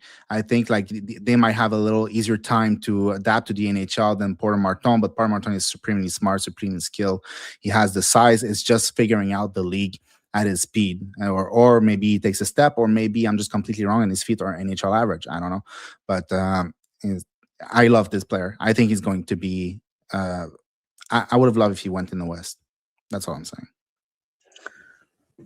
Yeah, and what are your opinions on Cato Rourke gaining exceptional status next year? And what are your thoughts on his game? So this is a 6'1" defenseman. I think he's 14 or 15. He might have just turned. He is very good offensively. I think that this guy has just kind of like a Landon DuPont movement where you're kind of seeing that of the reason why everyone's so high on Landon DuPont. With Cato Rourke, it's a little interesting because you don't really have a lot of like the stats that are up. You have like the Brick Invitational and stuff like that where he's put up 3 goals, but at the same time, this is not a player where you can get a lot of clips on even at the instat level. So I can't wait to see him play more. That exceptional status is fantastic. If he continues to play well, this guy's going to be in that realm of like a Landon DuPont type of player. And so, it's really great for the game. It's really good to see these defensemen that move that well and to see that he's already 6'1", 6'2". So if he ends up being 6'4", 6'5", like this guy's going to be a superstar. And just like, you don't want to put as much pressure on a kid right now, but you got to see what the production is when he gets to these major junior teams. And I'm very excited for the league. So I'm really excited to see him play, but I don't really have a lot of viewings on him because there's not really much out there. It's all of what I I've know heard. nothing about him. I know the story. I know that he's like 6'1" at like 14, 15 years old and something like that, but that's about what I know about him. Like I've seen a couple of the you're clips. not gonna get much out of me. Yeah, but that's what we were saying. So excited just for the game of hockey that so many young players are very, very good. I have a question for the junior leagues around the world. Is the Quebec Major Junior better than junior leagues in Finland, Russia, and Sweden? I would say I would say so. the On par with juniors Sweden, I in would say. Russia were better at one point, but I don't think they are anymore. I think I everything think it's more the disparity between teams. The problem, like in Russia, like you have good MHL teams that are a little bit more structured, but once you get into the silver divisions, man, sometimes it gets rough. Like AAA in Canada would be better than the MHL at that level. So I think like the Quebec Major Junior League is probably something like this. The Sweden. Now it's the U20. Used to be the J20. I would put it on that level, probably something around that. Uh, like I'm not enamored with the Quebec Major Junior because I don't know. I feel it feels disorganized. Production in there doesn't mean all that much. There's not much physicality in there. Like obviously you're gonna get some good players out of there. If you think of Caleb Desnoyers last year, like he's a good player. He's coming out of there. Nico Hischier came out of there. So yeah, so there's good players. It's just a more complicated league to scout probably because of the fact that you're not exactly sure what you're getting once they go play against other players. It's the type of league that you need to watch the league, but you also need to watch these players at the international level to have a better idea of what they can do against harder competition. But I think the WHL is heading in that direction too. I would say probably the junior leagues in Sweden are better because they produce more. Because you know that you're going to be getting a lot of that younger talent. But that's just kind of me. I would rather. But I think they produce more because of the juniors are fact that better. the leagues above it are professional leagues. Yeah, So I know, but I sometimes think that's why they don't want to have like a young kid in the Allsvenskan or a young kid in the SHL. I think it's the reason why they develop more. Players. Yeah. You know, Yeah. it could be a toss-up. They could be in the same tier, but the queue for me I've only heard worse and worse things, and it's just like I don't know. Yeah, who knows at this point? And they're trying to revamp like question, the Quebec development system for the last few years, and I think it's getting nowhere. So it is the way that it is. This is a question for you, Blue Chip Prospect. Actually, the perfect one. Who do you think will be the starter of Montreal a couple years from now? Dobesh or Fowler? Man, this one is hard because look, I'm gonna have a prospect pool video up on the channel soon enough. And Fowler is very high in it. I'm not gonna tell you exactly where, but Fowler is very high. It could be 1, could be 2, 43. could be 3, but he's very high on it. I love Fowler. I think he's so composed in the net. He's athletic. He's more athletic than he used to be. So that was for me was the main thing. I think he's combative. I think he has good vision and he sees the puck. I think he's squared up to the shot. He does a lot of good things, but he was not necessarily the most explosive skater there was. So sometimes moving from one post to the other when the puck is moved east-west was a little bit complicated for him. But I think he developed that part of his game. He seems supremely intelligent, so I think he's going to be a really good goalie. But Dobesh, man, I don't know. If the Dobesh that we have right now is the Dobesh of the future, it's going to be hard to move him because right now he's playing like a star. Like since we came back from the Olympics, I think he has the most goals saved above expected in the entire NHL. And I mean, if you want one stat to tell you your goalie how good he is, that's one of them. So he's been that good. Wow. Oh man, Dobesh is a brick wall. Like he finished his transformation into a brick wall. Man. He's so good. The Habs could win the Stanley Cup this year if he keeps that up in the playoffs. Like I'm not even joking. Like, yeah, but it's hard. It's hard, man, because the last 6-7 games they've been so good. Like over the season, like they were always good, but it was not consistent. Like they had 2-3 good games, then they had 2-3 bad games, and then they had a couple wins where they came back in the third period in the last 5 minutes, and then they lost the next game. So it was very inconsistent. You could see like the flashes, you could see the young team, because obviously they looked very young on the ice, but now like it seems like everything is gelling together. Like the system is finally like, they're like, I don't know, they're playing harder. We played against Tampa Bay over the weekend. Tampa Bay is not an easy team to play against. At the end of the third period, they were really trying to get into our face, and I would say Montreal was more in their face than they were. And like they took a step, man. They took a big step since they lost two games against the California teams in Montreal. I think like it was like a kick in their butt, and they were like, okay, now let's put the pedal to the metal. And since then, they've been unstoppable. And if they win tonight, that's 7 in a row. Now it's 2-2, so we'll see if they win. But wait, it's already 6 in a row. The Rangers is 2-2 now. The Rangers scored twice. Yeah, Fox and Cooley. I never know what's his name. Trevor, where were you? But to answer the question, we I are would live. say We are live, Agent. I don't know where Trevor went, but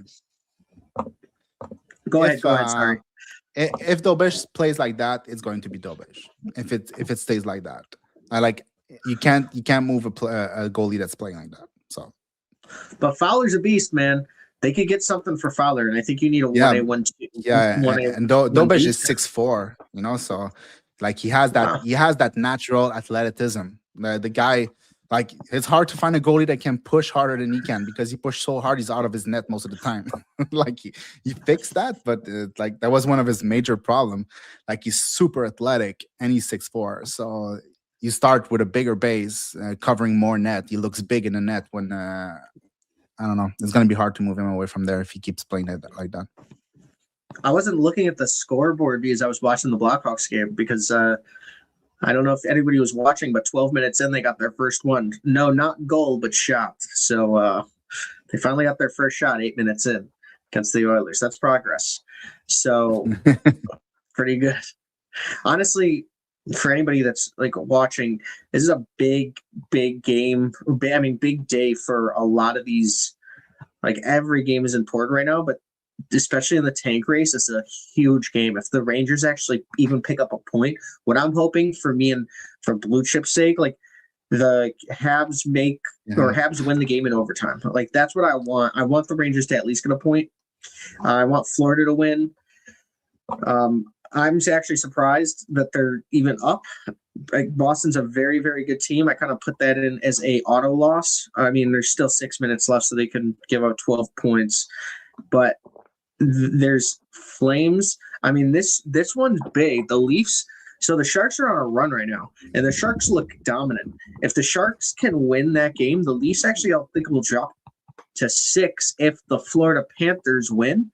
And that's big for the implication for Boston. So Boston might F up both on the playoff run that they're on as well as the Leafs pick. So there's a lot of pressure on the GM right now in Boston if they lose this game, because they really want that pick, obviously. That would be top 6 pick or top 10 pick. So that would be interesting. The Devils continue to win, so that's an interesting one. And the Canucks are they might be playing for the Calder Cup in the AHL this year. I'm not sure if they are going to qualify, but I would like to see that. I wish the worst team in the league could play in the AHL playoffs. I think that would be so embarrassing and funny. Like how crazy that would be. But what prospects in 2026 that's projected in the top 10, you guys wouldn't be shocked, has a bad fall, which means they don't even get drafted in the first round, not because of talent. Well, I think we've already seen that with a couple of these guys in summer scouting, which is Ryan Robrick, Mathis Preston. For some lists, Xavier Villeneuve. I would say I couldn't really see anybody in the top 10 now. It's pretty solidified. If I had to guess, Vigo Bjork, because if he comes out as 5'9", he could fall past, but it would be a mistake. I mean, we saw Alex DeBrincat that happen too, and I mean, I wouldn't. We've It's seen hard to crazy say because things. at this time of the year, players that are like consensus top 10, they're very likely to go pretty high in the draft, like drop all the way to the second round. Like you're not, even if I'm not like necessarily the biggest fan of Tynan Lawrence, for example, there's no way he's dropping to the second round. Maybe he drops to 16 or something like that. But Yeah. second round, like it's not gonna happen. The only player that's around the top 10 that has a chance to maybe drop to the second round would be Viggo Bjork. And even then, even with the size, I don't see it happening at all. Because like if Zach Benson was taken, I think it was 13th overall, if I'm not mistaken, I feel like Yep. Viggo Bjork is going to go in the same area because I see the same type of impact for Viggo Bjork that I've seen for Zach Benson. So Well, that 2023 draft was also stacked a little bit. Very good draft. yeah, very good draft, but it's just I don't know. It's just that there's not a player like at least in my top 10 that I see that could go all the way to the second round. I feel like it's very unlikely, and if there's one of those players, it's going to be Viggo Bjork, and if it's Viggo Bjork, it's crazy to get him in the second round. Yeah. And I want to go to so many other questions. We have like 20 questions. So thank you guys so much for being active. I mean, you guys always have been awesome. And Anthony and a lot of these guys, you guys have been asking incredible questions. But because teams want other things in their system, Guess who scored? If you had to take a guess man. on the Montreal Canadiens, who scored? Who do you think it is? Demidov. No, it's Caulfield, bro. Yeah, I'm really upset about that. That 49 now. 49. Let's go. Why couldn't they just put that at overtime, man? Did you know Caulfield has 49 goals and 0 of them are without a goalie? Wow. Like a lot of players no when no empty netters, and like he has like something like 70% of his goal are within one goal, like when the game is within one goal. So even like could be like getting tied or getting one goal in advance, but he's always like he's a big time goal scorer in the big time. Like he's not scoring when it's 3-0 or something like that. It's always like just now where it was 2-2, now it's 3-2. That's Caulfield. He's so good. He's so good, man. I mean, that's what I'm like, why would you not pick Viggo Bjork? I'm not really sure what's wrong with the Predators prospect pool, but their roster's still in this off. That's interesting. So I wanted to go. Where's Danoye?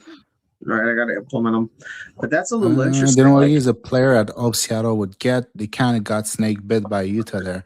Yeah, but didn't you get O'Brien? Yeah, that's who they got. O'Brien's a fantastic player. Yeah, very good player. Like they're different players, like vastly different players. But I mean, when it's all said and done in their prime, I wouldn't bet against O'Brien. He's so good, extremely talented. There's work to be done more than Danoye, in my opinion.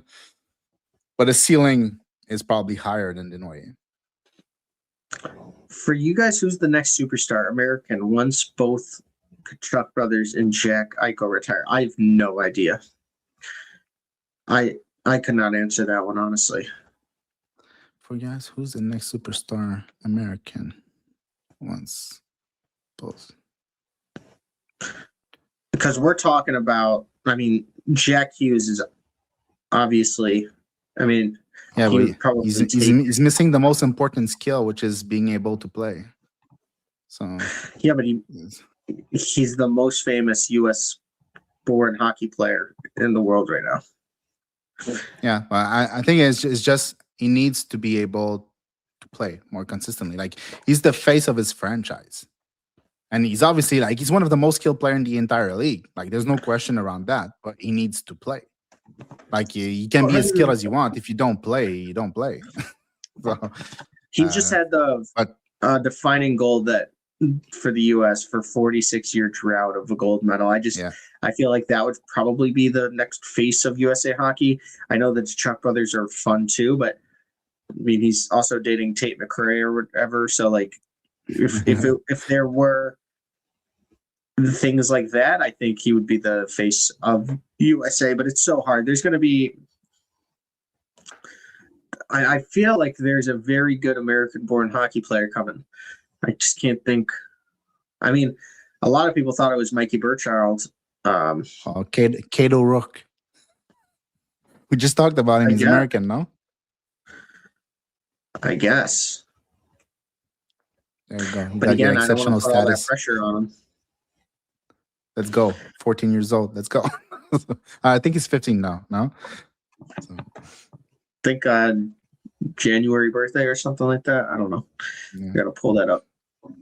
Which I didn't even read that article. I was watching the Blackhawks game. Cole.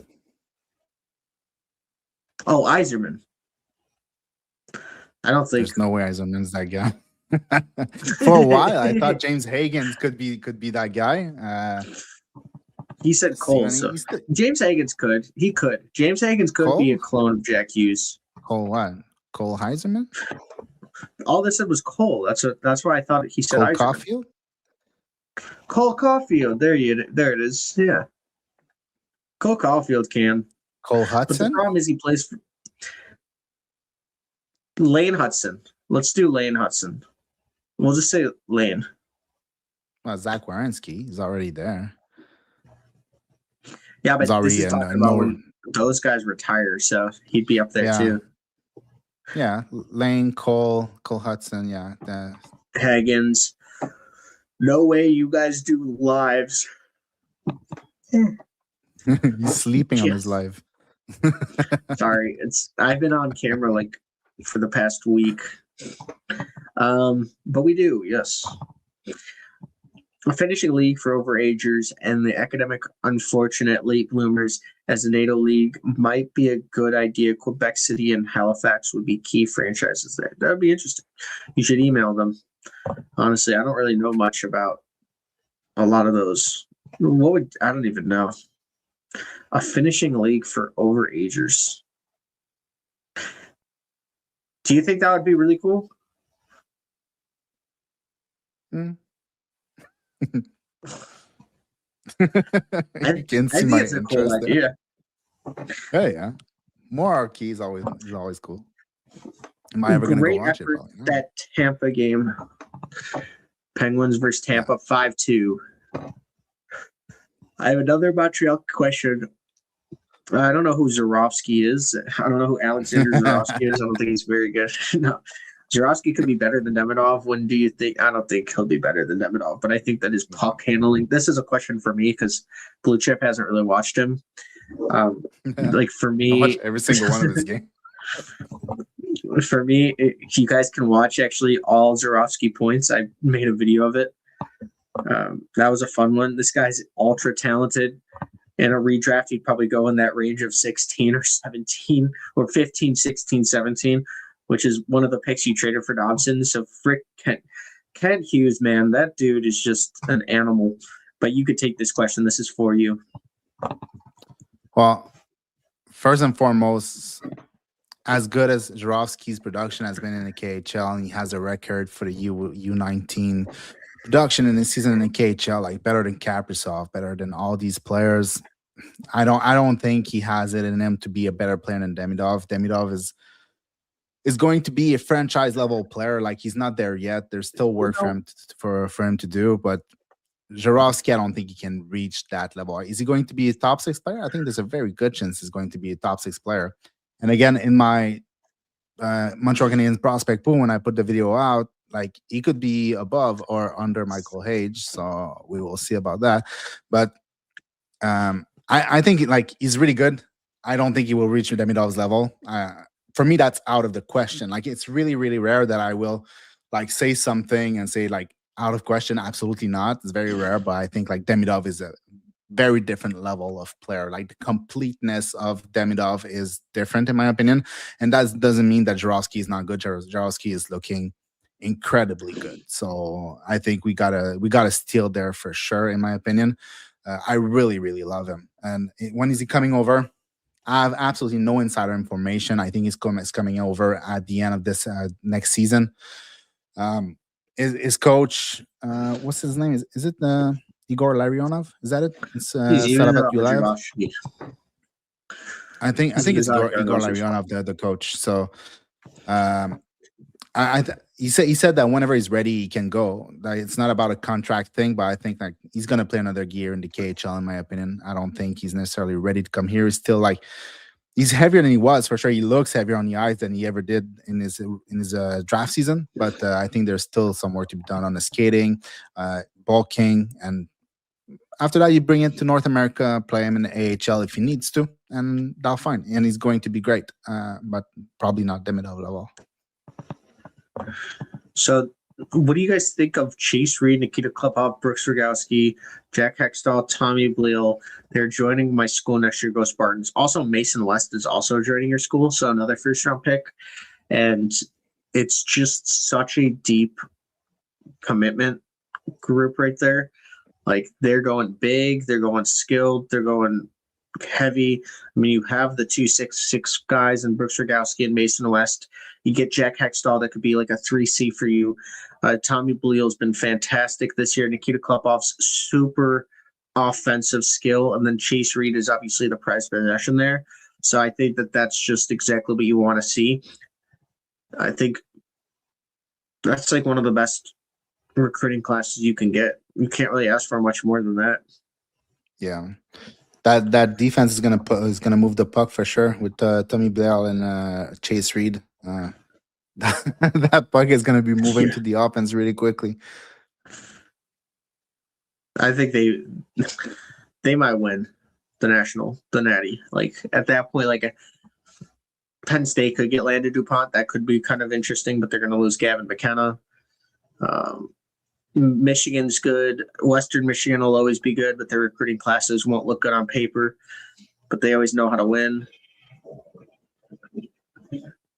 But Denver's getting somebody good. I forgot who. Who did Denver just get? Denver just got a very, very good player. I'm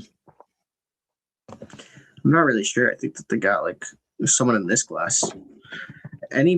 Are my Panthers screwing up their draft position? If they win this game, I mean, it's not going to help. But I do believe that they're going to be in the top 10, so I don't think you have to really worry. If they go on a 3-game losing streak, they're just going to put somebody that sprained their pinky out. I mean, they're going to take out their entire team, and that's what they're doing. Yeah. I think they'll do whatever they need to. Yeah, the Panthers are doing it correctly. I think that they would pull their goalie every single shift if they needed to in the last game, if they needed to lose that. Like, in all honesty, like, they do it correctly. A lot of teams, like, they're like, oh, we're going to win this game just to win it and destroy our draft position. And then after the entire summer, they're getting questions about it. Just lose, bro. Like, lose. Don't overcomplicate. And it's absolutely the way to go. Like, what I know, like, you're a Hawks fan and it's bad for you, but for them, there's no other way around it. Like, you don't want to give up an 11th overall type of pick. So you want to keep those picks. So just be in the top 10. And it's 1 year where the team sucked. They didn't have Barkov. They didn't have Tkachuk at the beginning of the season. Like, everybody's injured. Like, try to tank as much as possible. Try to get the best pick you can get. No shame about it. Don't be shy about it. The Blackhawks been doing it for a decade. So you guys might as well do it, and then next year you get all your good players back, and you had a top 10 pick, and then you can go back to bruising other teams and winning the Stanley Cup. Yep.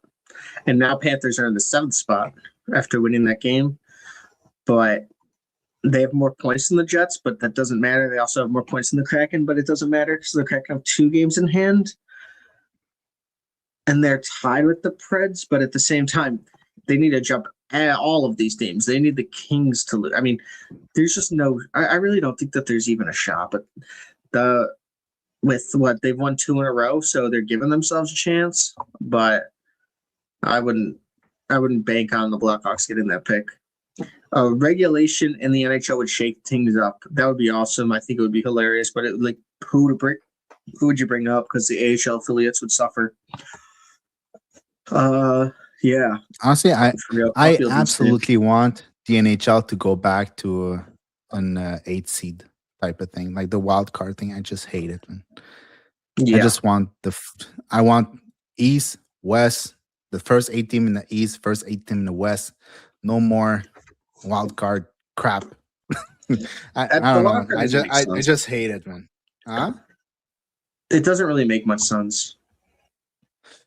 No, but they had it because at some point there was more team in the West than there was in the East, if I'm not mistaken, or the other way around. I don't remember with the expansion, so I think that's why they changed it to make it more like equal. But it doesn't change anything. It's just crap. take that thing out. Go back to 8 seed, and that's it. Yeah. And then could be Look at those Red Yzerman. Wings. Caulfield is oh yeah, look at those Red Wings. So the Red up with them? Wings are Oh, 14th. They've lost 3. They're 3-6-1 in their last 10, which is not good, but they're still 14th in the league. Always happy for Talk about the a Red team that Wings. doesn't want to win. Huh? Yeah, Cole. But wait, could Yzerman be Caulfield? Is an American? I feel like They're both American. Cole, yeah. I mean, Cole Caulfield's American too. Boston College has Oscar Hemming. I think they're trying to get both Oscar and Oliver Savanto and you hope Brennan. That would be insane. Red Wings are winning tonight. Yeah, what would you think about that? Boston College doing all that. That'd be great, man. Good for them. I have nothing else to say. I'd love to see Oscar Savanto in North America, though. To get him out of the Finland environment, see what he can do in terms of production. Like it's always my top question with players coming from Finland is what can they do actually in terms of production. It's so hard to evaluate with the Liga. Like seeing that guy in the NCAA, what can he do? Would answer so many questions. Even though like he looks good every time I watch him, the production is still not spectacular. So there's always that question in the back of my mind. Connor McDavid is in the box with 36 seconds left in the first period for the Blackhawks Oilers. It's a big tank game and also a big game for the Oilers, which is why the Blackhawks probably win. Connor Bedard is the puck by the blue line. Bertuzzi, I think, is going to score here. But oh my God, Frank Nazar shot it. What a save. Frondell nearly scored. Oh my God, Frondell's been so good. His slap shot is so heavy, so strong, so fast. I mean, it's absurd how good he is. He's looked like the Blackhawks' best player other than Bedard the entire time he's been on. I think the Oilers are going to get a mini breakaway here on the PK, but nothing happens. It's going to go 0-0 in the first period. But Connor Bedard shoots the puck 200 feet. But yesterday I did get Frondell as a beast. I was supposed to interview Frondell yesterday at practice, but he left early, so I ended up getting Connor Bedard, which was very, very cool, and I wanted to show you guys some of these Connor Bedard clips. Hypothetically, if my Panthers get the number 1 pick by winning the lottery, do you think they choose Stenberg or McKenna, or do they go defenseman at number 1 or trade out? I need to read this again.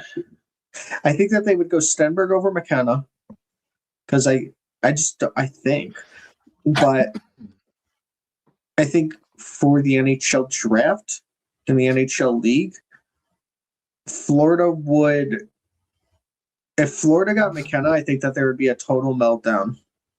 I think it would be a war on X in Twitter hockey Twitter. So I'm not even going to think about if they got Stenberg or McKenna. I would say if they get number 1, they would go with one of those players. But if somebody gave them like King's ransom or whatever it was to trade out, I think that a good spot for them would be Albert Smits. I just feel like that would be the perfect player for them. I hope that they don't even touch this pick. I don't even want to think about it. If they got Stenberg or McKenna, it's just like, all right. Like, okay. I think they'd go Stenberg, though. I think he'd fit their Yeah, team better. it's a floor versus ceiling thing. And I think honestly, the Panthers would be the best team for that because of the position they're in. Like next year, if they get all their players healthy, they're still a Stanley Cup contending team. So Yeah. like I think they can absolutely just go for the ceiling and go for McKenna because I think McKenna's ceiling is higher than Stenberg by a significant amount, but I think that Stenberg's floor is higher than McKenna by a significant amount. So if you're in Florida's position where you're already a contending team just on a bad year because of injuries, I go McKenna all the way. Like no question, I run to the stage and go take McKenna. I think that guy is going to be a superstar in the league. Like the beginning of the season in the NCAA was not great. He needed to adapt, and then when he adapted, he became like just a beast. He's not going to be a heavy player. He's not going to be a physical player along the board or on the forechecks and stuff like that. That's never going to be his game. Mhm. But I mean, the Blackhawks won plenty of Stanley Cup with Patrick Kane, and Patrick Kane was not a guy that's going to bang you in the corners on the forecheck. Like that's what's never going to happen. But he was a supremely talented shooter and playmaker. You could make plays at any speed. You could play with the tempo. He could make plays from the inside, make plays from the outside. Could get to the inside himself. And McKenna is the exact same thing. So I would go McKenna for sure. No questions asked. I don't trade back. Even if you give me whatever, I don't care. So we have Frondell is a beast. Florida, you are funny. I would sob for a week. That's referring to Florida getting McKenna or Stunberg. Trevor is back. What's up, Trevor? How you doing, bro? What does Utah's prospect pool rank for you guys? For both of you guys? For me, well, you could go first, but Blue Chip Prospect has a really great idea. I really, really, really love Tijigin. I think he's the best player in junior. And I think he's going to be such a good player in the NHL because that guy, not only does he has the skills and he transferred to being a center full time now, he's a guy that can play through contact. He looks to me like a less aggressive, but more skilled version of a Ryan Leonard. You know, I think he has that shot. He has that playmaking skills. He can make plays from the board in. He can make plays from the inside.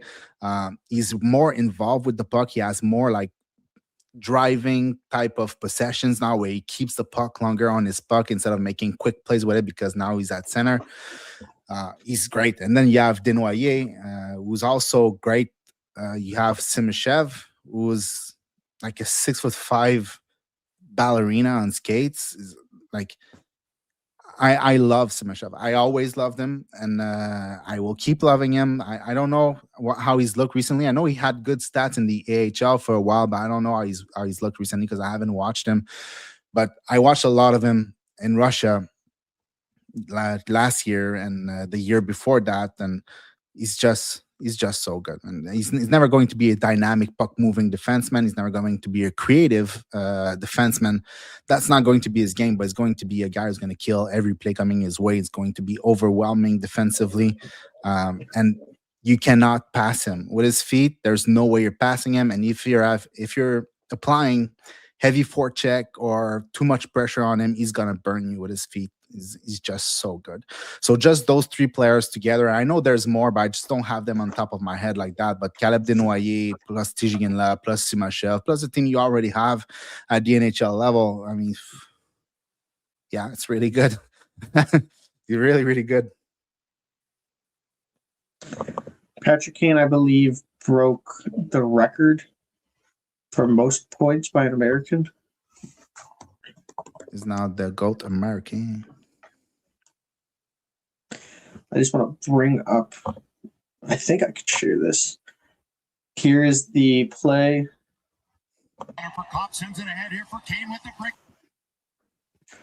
Well, volume, we're going to get demonetized, but here it is. Really great shot. He's okay. I think he'll make it to the NHL, but I'm also not sure. Too small. I don't know if I could add yours to stage, but we could do this still. Oh wait, Oh yeah, the guy Boot too. Yeah, there's Boot Woot on and top of Simashev. Smashev. Yeah. I've actually a cool thing here, but I've played blackjack with Simashev. I was right next to him, and we're just talking. He's like a kind of a guy that you can just bird feed with. Like he's really nice, 6'5" right-handed defenseman with all that skill and speed, and he's just the nicest person. Like we're just talking the whole time. Like very cool, down to earth guy. Like who was at the NHL All-Star game.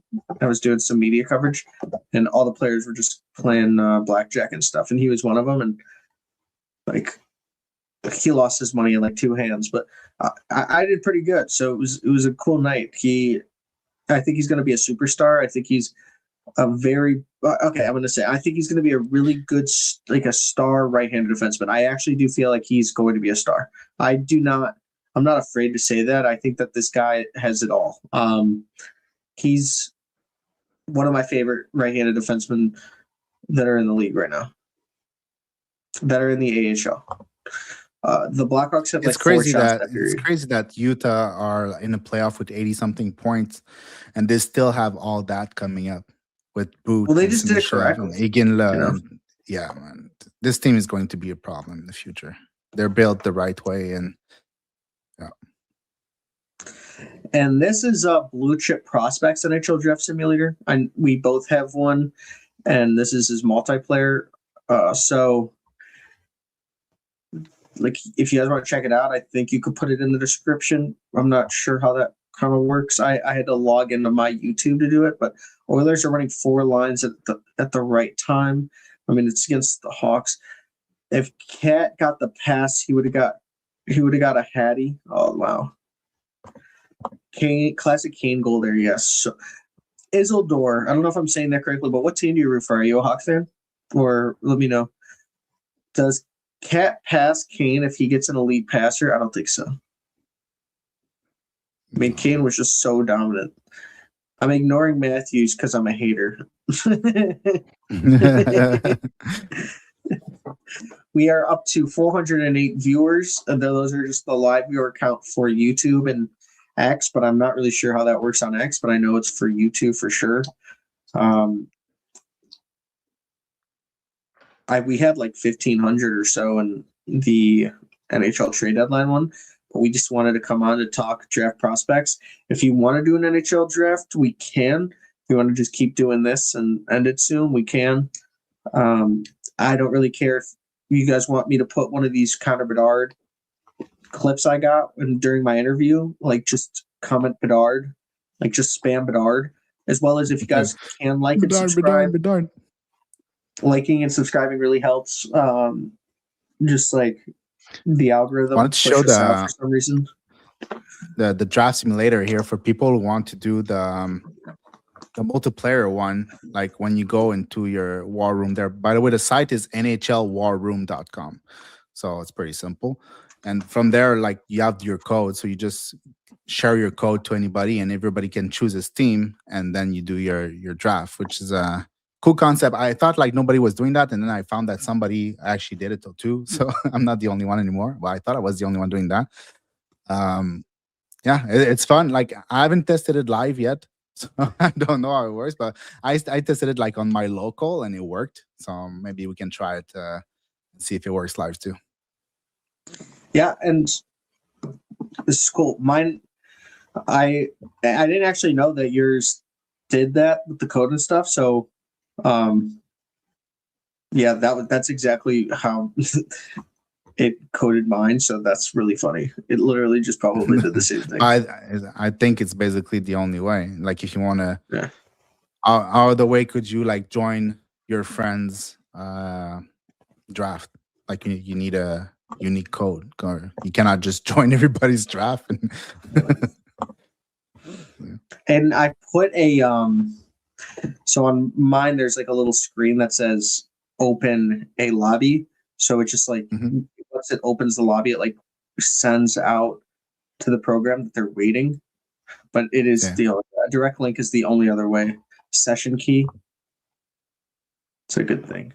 But I really want to try out yours. So can you send the link and also the comments so that people could get to it too? And then I could just like copy it. If you are in your YouTube, it works better.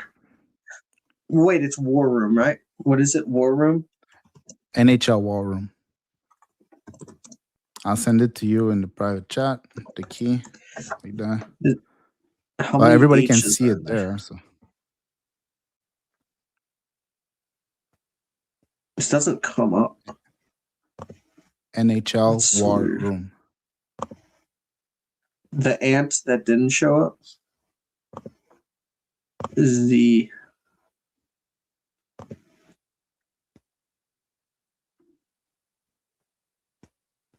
Oh, are you the other Anthony? Is it just another account? I'm also an Anthony, so it's cool. I can't find your thing. NHL War Room. Yeah, I'll send you a link then. Like that. There you go.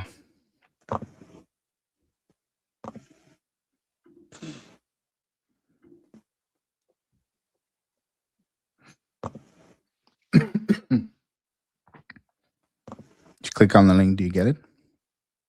Yeah, but I gotta sign into my email. 1 sec.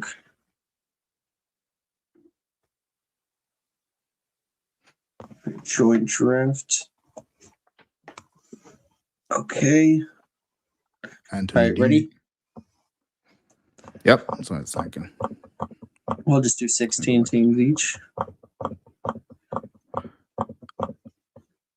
oh well, you can do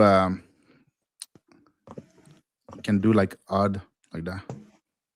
So we have okay. odd and even split like that. You go like this. That's a really smart. Yeah. And we can draft the first overall, which is Florida. Somebody's gonna be sobbing for a week.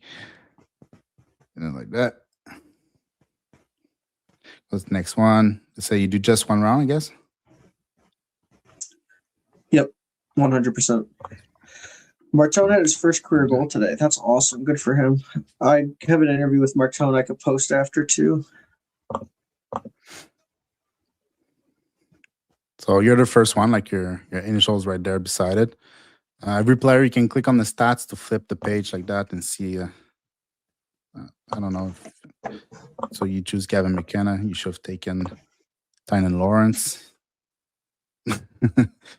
Obviously, go with Stenberg here. Draft the player. We should have worked on it together for like this together. Huh? This is nice. We should have worked on a mock draft simulator together instead of competing. Yeah, but man, I didn't know you were revamping yours. If I knew, I would just would have worked on yours together.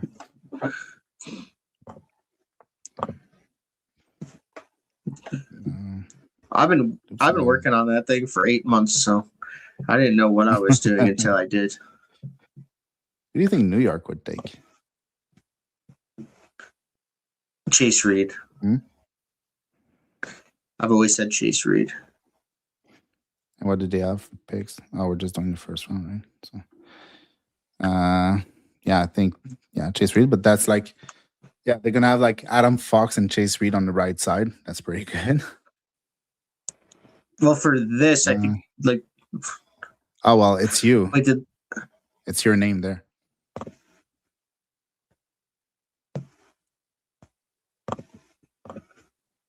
There you go.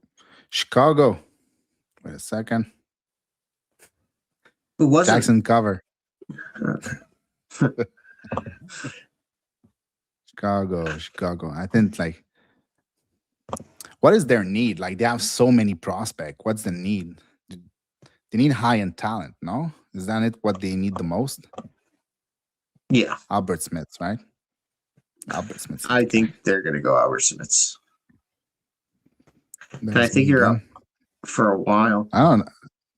Yeah, I don't know why the odd and even split didn't actually. I think it's because you clicked them beforehand. It just like didn't work. It took away mine with the even split. It took away my picks. Maybe. St. Louis. What do you think St. Louis need?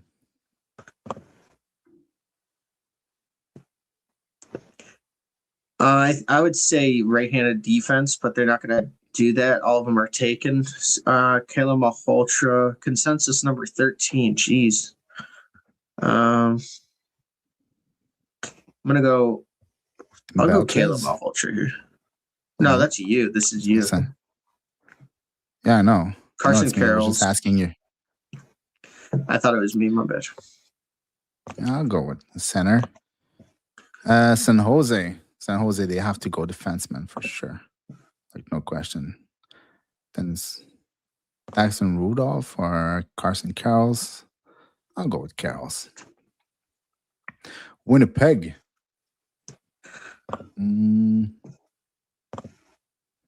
Winnipeg. Where is Malhotra? I took him. Right here. It said he was like 13th or so. But the consensus rank is the consensus rank from EP. So interesting. Winnipeg, I'll go Vigo Bjork. Number 8. I doubt it, but I think it's a good pick. And then Seattle, they don't like defensemen, but I'm going to give them a defenseman. There you go. Daxton Rudolph. Your turn.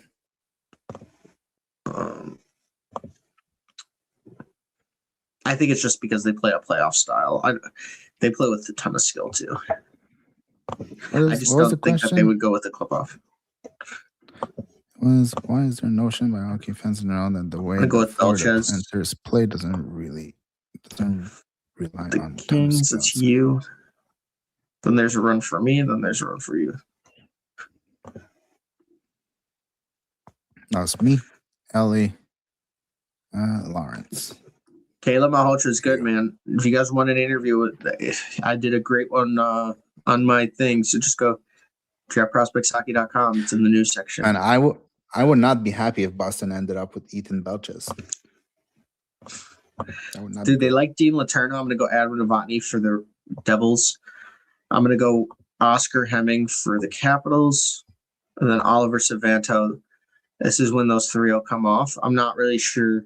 And Oscar Hemming and Savanto might go ahead of Novotny, but not in this one. Yeah. St. Louis, they already took Albert Smits. He has hit a wall, but he's also hurt. He got hurt 4 weeks ago. If Matthews goes to a team, it's Atlantic Division or Pacific. Yeah, Edmonton. I go with Club. Do you imagine I'm joking?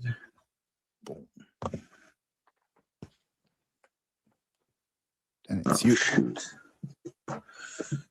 Just hit the wall in the past 5-6 weeks, 34 goals, and I heard he is injured. Oh. I'm going to go Pipparainen for the Nashville Predators.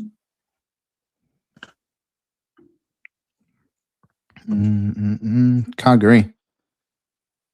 Last year they took Rajni and that speedy guy from Arizona. What's his name? Colin Potter. Did they take anybody else in the first round? 1 second. They have Perek as a high-end guy. Ilya Morozov. Boom. There you go. Big guy down the middle.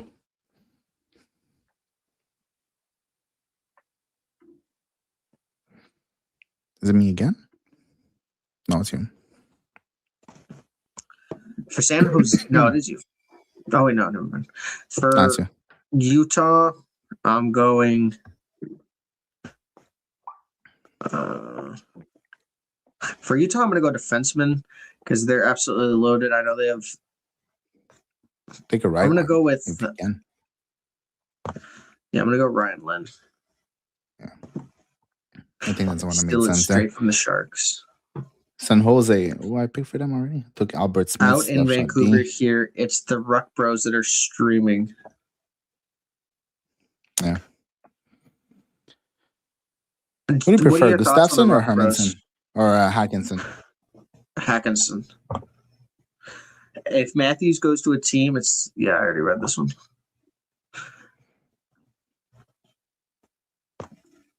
Yeah. But that's 2 LDs.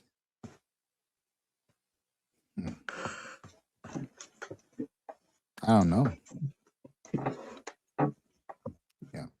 I'll go for defenseman again. And I don't think there's any right shot in there. Go Mantelis. I go here. It's just Pantelis is true. ranked 43 in their consensus. That's not even. Doesn't make sense. Go draft center.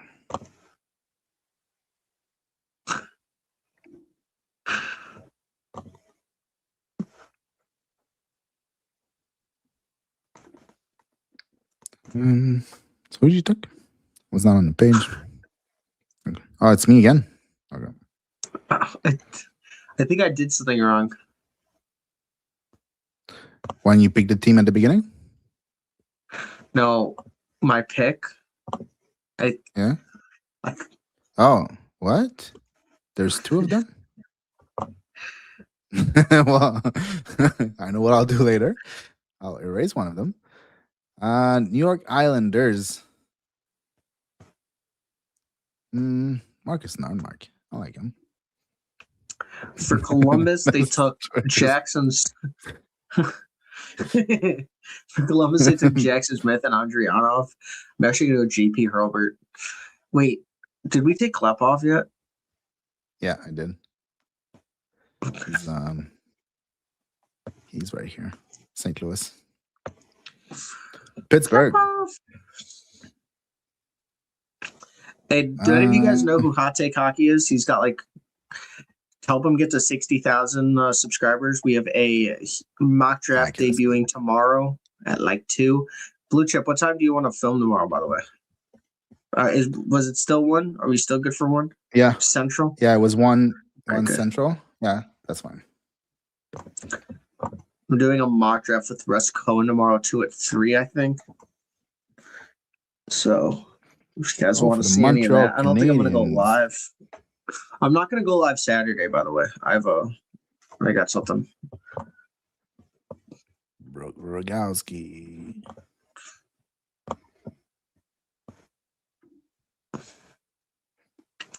Looks like Spencer Knight might have got ticked up there, huh?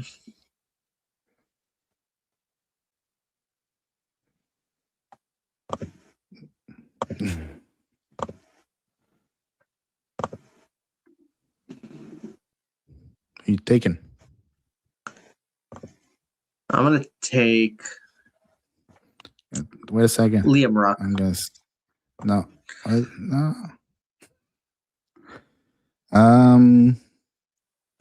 Seattle. Big guy defenseman. Boom. Jets need Kings to win. Honestly, if you want, Trevor, if you want that Panthers pick, might need... Wait, did you propose this trade? Yeah. You proposed this?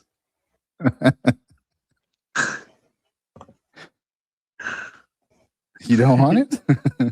Yeah, I accepted it. Yeah, I saw that. Now Hawks get back in the first. I actually wouldn't like it, but for the thing, it would be fun. Rubric. Let's go for upside.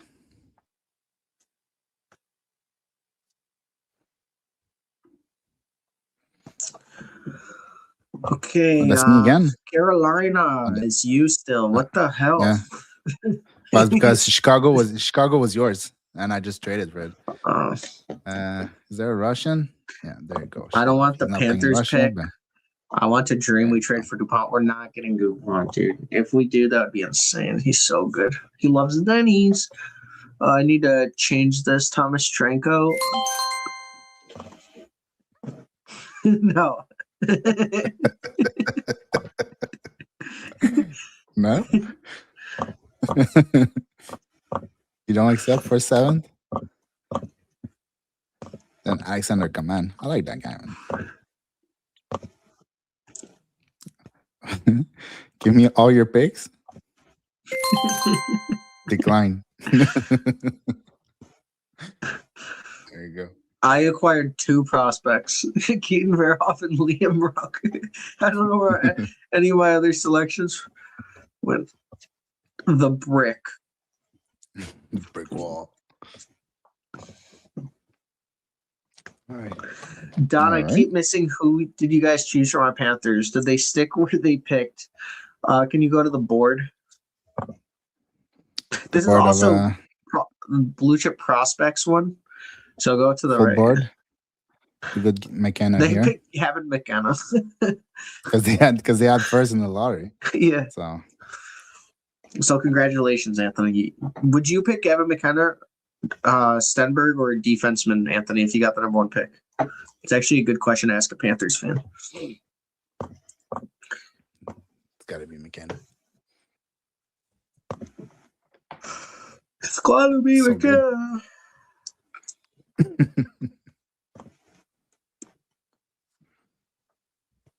All right. Why? Arvid is in net. Wait, what happened?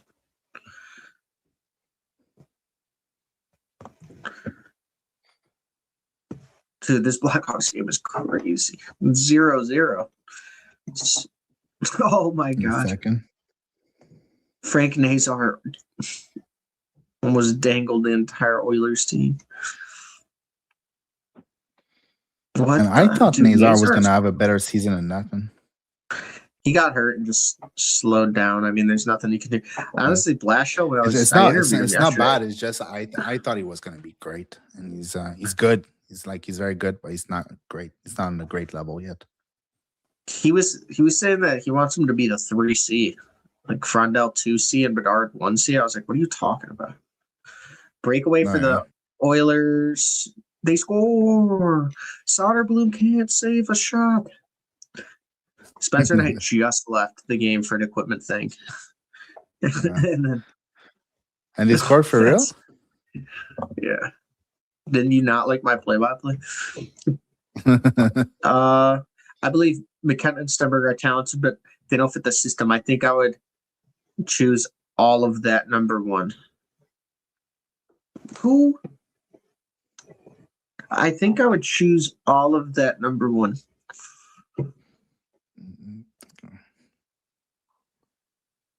I don't know what that means. What is Oliver? Wait, that doesn't even make sense. I don't know why I guessed that. I think I would choose Oliver. I was right. Dude. Oliver. I don't know how I got that. I honestly don't know how I got that. All of that. I said Oliver. That's insane. Dude. That was awesome. I don't care what anyone says. I got it right. That's crazy. That's puck knowledge. That's insane. Holy moly. How would one even guess that? He said all of that. I said Oliver because it sounded similar. That's sick. Dude, that's absurd. I don't care. That's absurd. Smack the like button. Unsubscribe from Blue Chip Prospect. No, I'm kidding. Dude, Lebowski said he unsubscribed. You would choose Oliver Savanto number one? He would probably trade down, but I think if you trade down to 10 if you want Oliver Savanto, he'll be there. Yeah, but that I wouldn't. It depends what a draft is, but what the trade on a is. breakaway? He missed. It's a massive opportunity to get cheap, extreme talent in your pipeline and on the team. I feel like that's hard to pass. I feel like this is Oliver Savanto. Anthony is Oliver. No, I'm kidding. That's because the Panthers already have the best version of Oliver Savanto with Lundell, right? There's a better chance Oliver Savanto falls to 20 than there is he hits 1, which is crazy, but it's true. I would stick. What did he say? I would stick and pick and draft over at number one. I don't care what any analyst says. It fits our system, and I don't think they would bat an eyelash. The Panthers skipping over McKenna or Stenberg. Well, that's ballsy. If the team does it, then good for them. I don't think they would. First round picks. If you trade from 1 to 2, and then 2 to 3, and then 3 to 4. If your ultimate goal was Oliver Savanto, you could get Savanto plus 8 first-round picks, and then just get whoever you want. I'm not joking. I honestly think you could do that. You could get serious. You seriously, you could probably get 5 first-round picks, like in that trade. For your so you first go overall? from 1 to 3. Maybe So not in let's say first you go round pick, 1 to 3, pure right? pick, but maybe in a I mean in multiple trades. Yeah, multiple trades. Yeah. If you want Oliver Savanto number 1, you could get 5 first-round picks. It would just be the value of it. The Blackhawks have 1 shot this period. You know they're going to come back and lose in overtime. Fraser Minton, that's a respectable 17 goals. Dude, Brandon Carlo, though, he helped out the Leafs. Like, look at where the Leafs are now, man.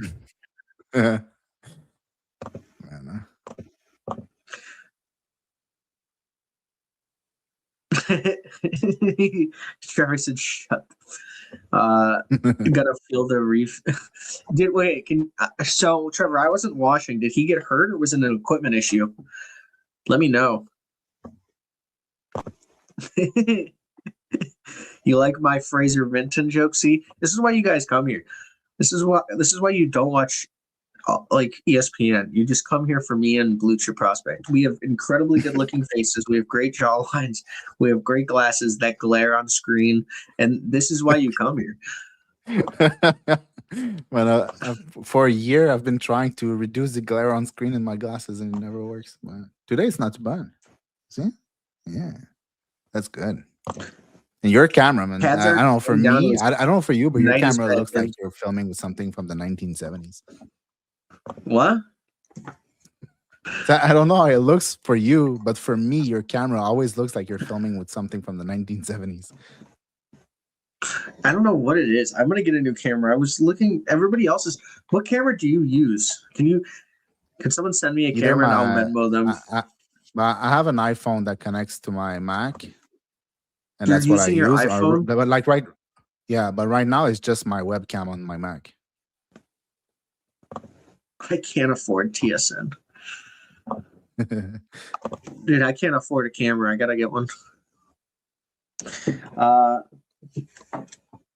Blue Chip said he was gonna buy me a new Lambo, so I'm waiting for it.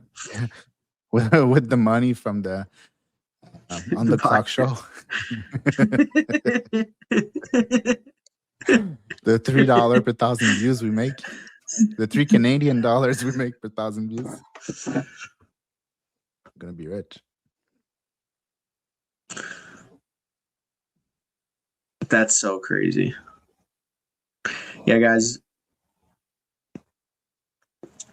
See, I'm telling you, dude, if we did OnlyFans, we'd make so much money. Yeah, we gotta switch. Some of those creators are making like $15 million a year.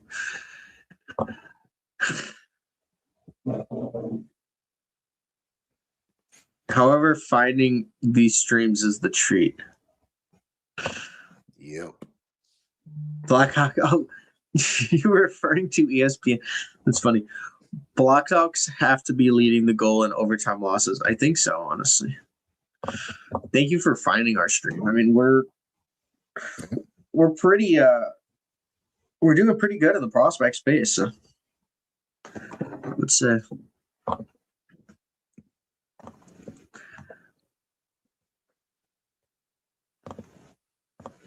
The most blown lead. Well, wasn't the Blackhawks for a while like not at the bottom of the NHL? Weren't they looking like somewhat good at some point? Yeah, and like there was a time in the 2010s. No, I mean really this season. Yeah, I know.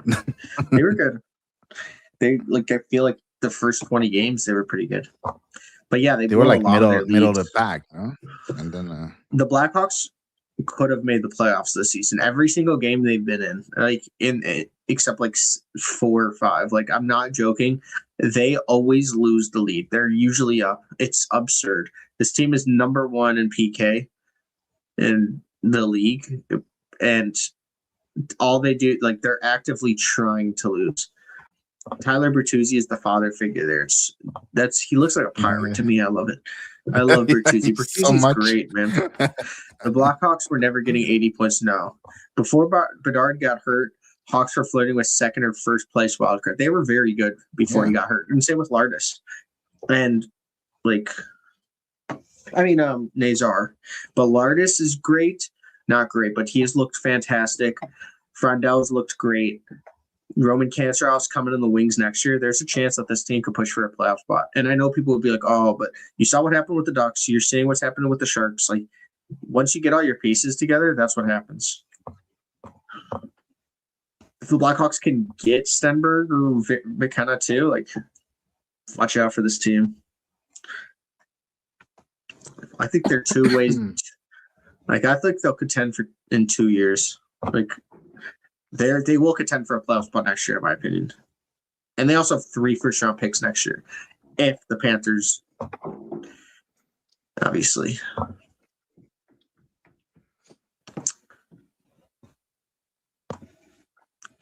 There's 9 minutes left in the second period. I feel like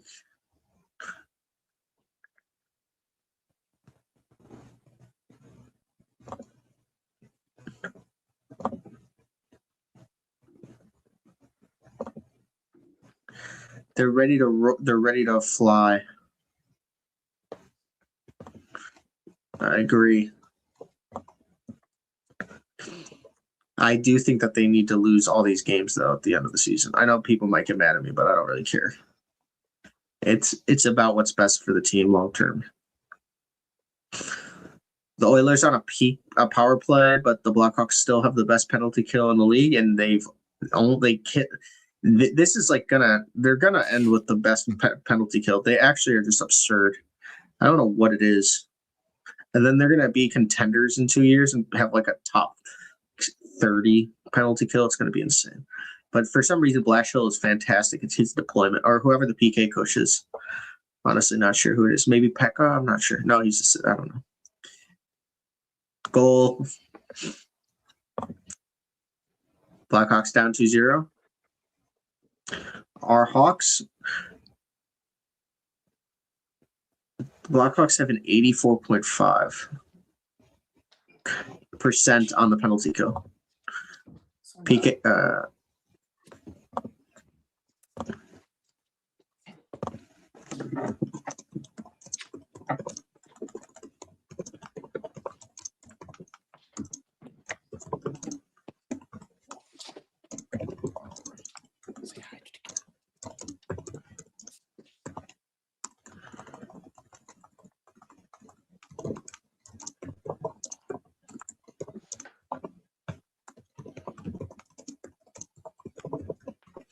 What's your dog's name? This one? Chocolate. Chocolate. Let me get. Yeah. Here, come here. Here's my little Jackie. Ooh. Not the same size. Yeah. He's Chocolate is a hunter. 10 pounds. Yesterday, Really? my kid woke me up at like 1:30 in the morning for like he had a headache. So I opened like the patio door to get the dogs outside and then look, and he found a rabbit. He ran at the rabbit, killed the rabbit, and I was like, "Oh jeez!" Oh my God. My dog was full of blood at 1:30 in the morning. I was like, "Oh, Jesus!" Well, thank God the rabbit didn't kill. Like I would cry. My dog almost ate a lizard once, and I was very upset, but he bit his tail off. It was when I lived in North Carolina. Yeah, poor Wabbit. Yep. Yeah. Calgary up 1-0 Vegas. There it is, Trevor. Yeah, let me see if you guys have dogs. DM Blue Chip Prospect on Twitter. He'll send them to me. Look at this guy. Look at that. He's comfy. Yep. Yeah. Do you have one dog or you have more than one? I have 8. No, I'm kidding. I have 3 dogs and a cat. Okay. I have two dogs. Like the one you saw is the son of my other dog. My other dog's a husky, and she escaped and she came back with babies from a border collie. So the other one is half border collie, half husky. He's crazy. Double wolf wolf. And, yep. Yeah.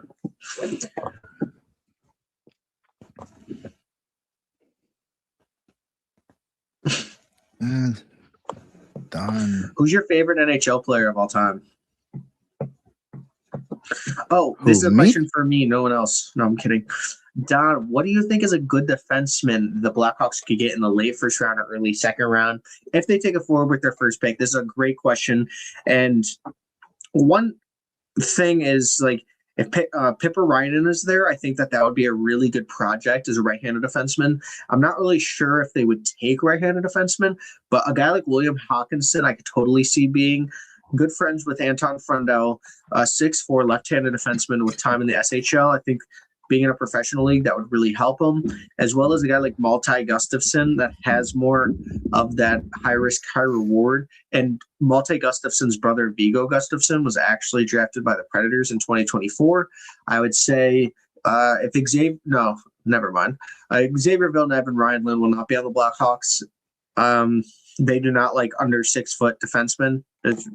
So I'm just telling you guys that there. If Xavier Villeneuve is there at like 70, they probably will not even take him. It's not in the cards.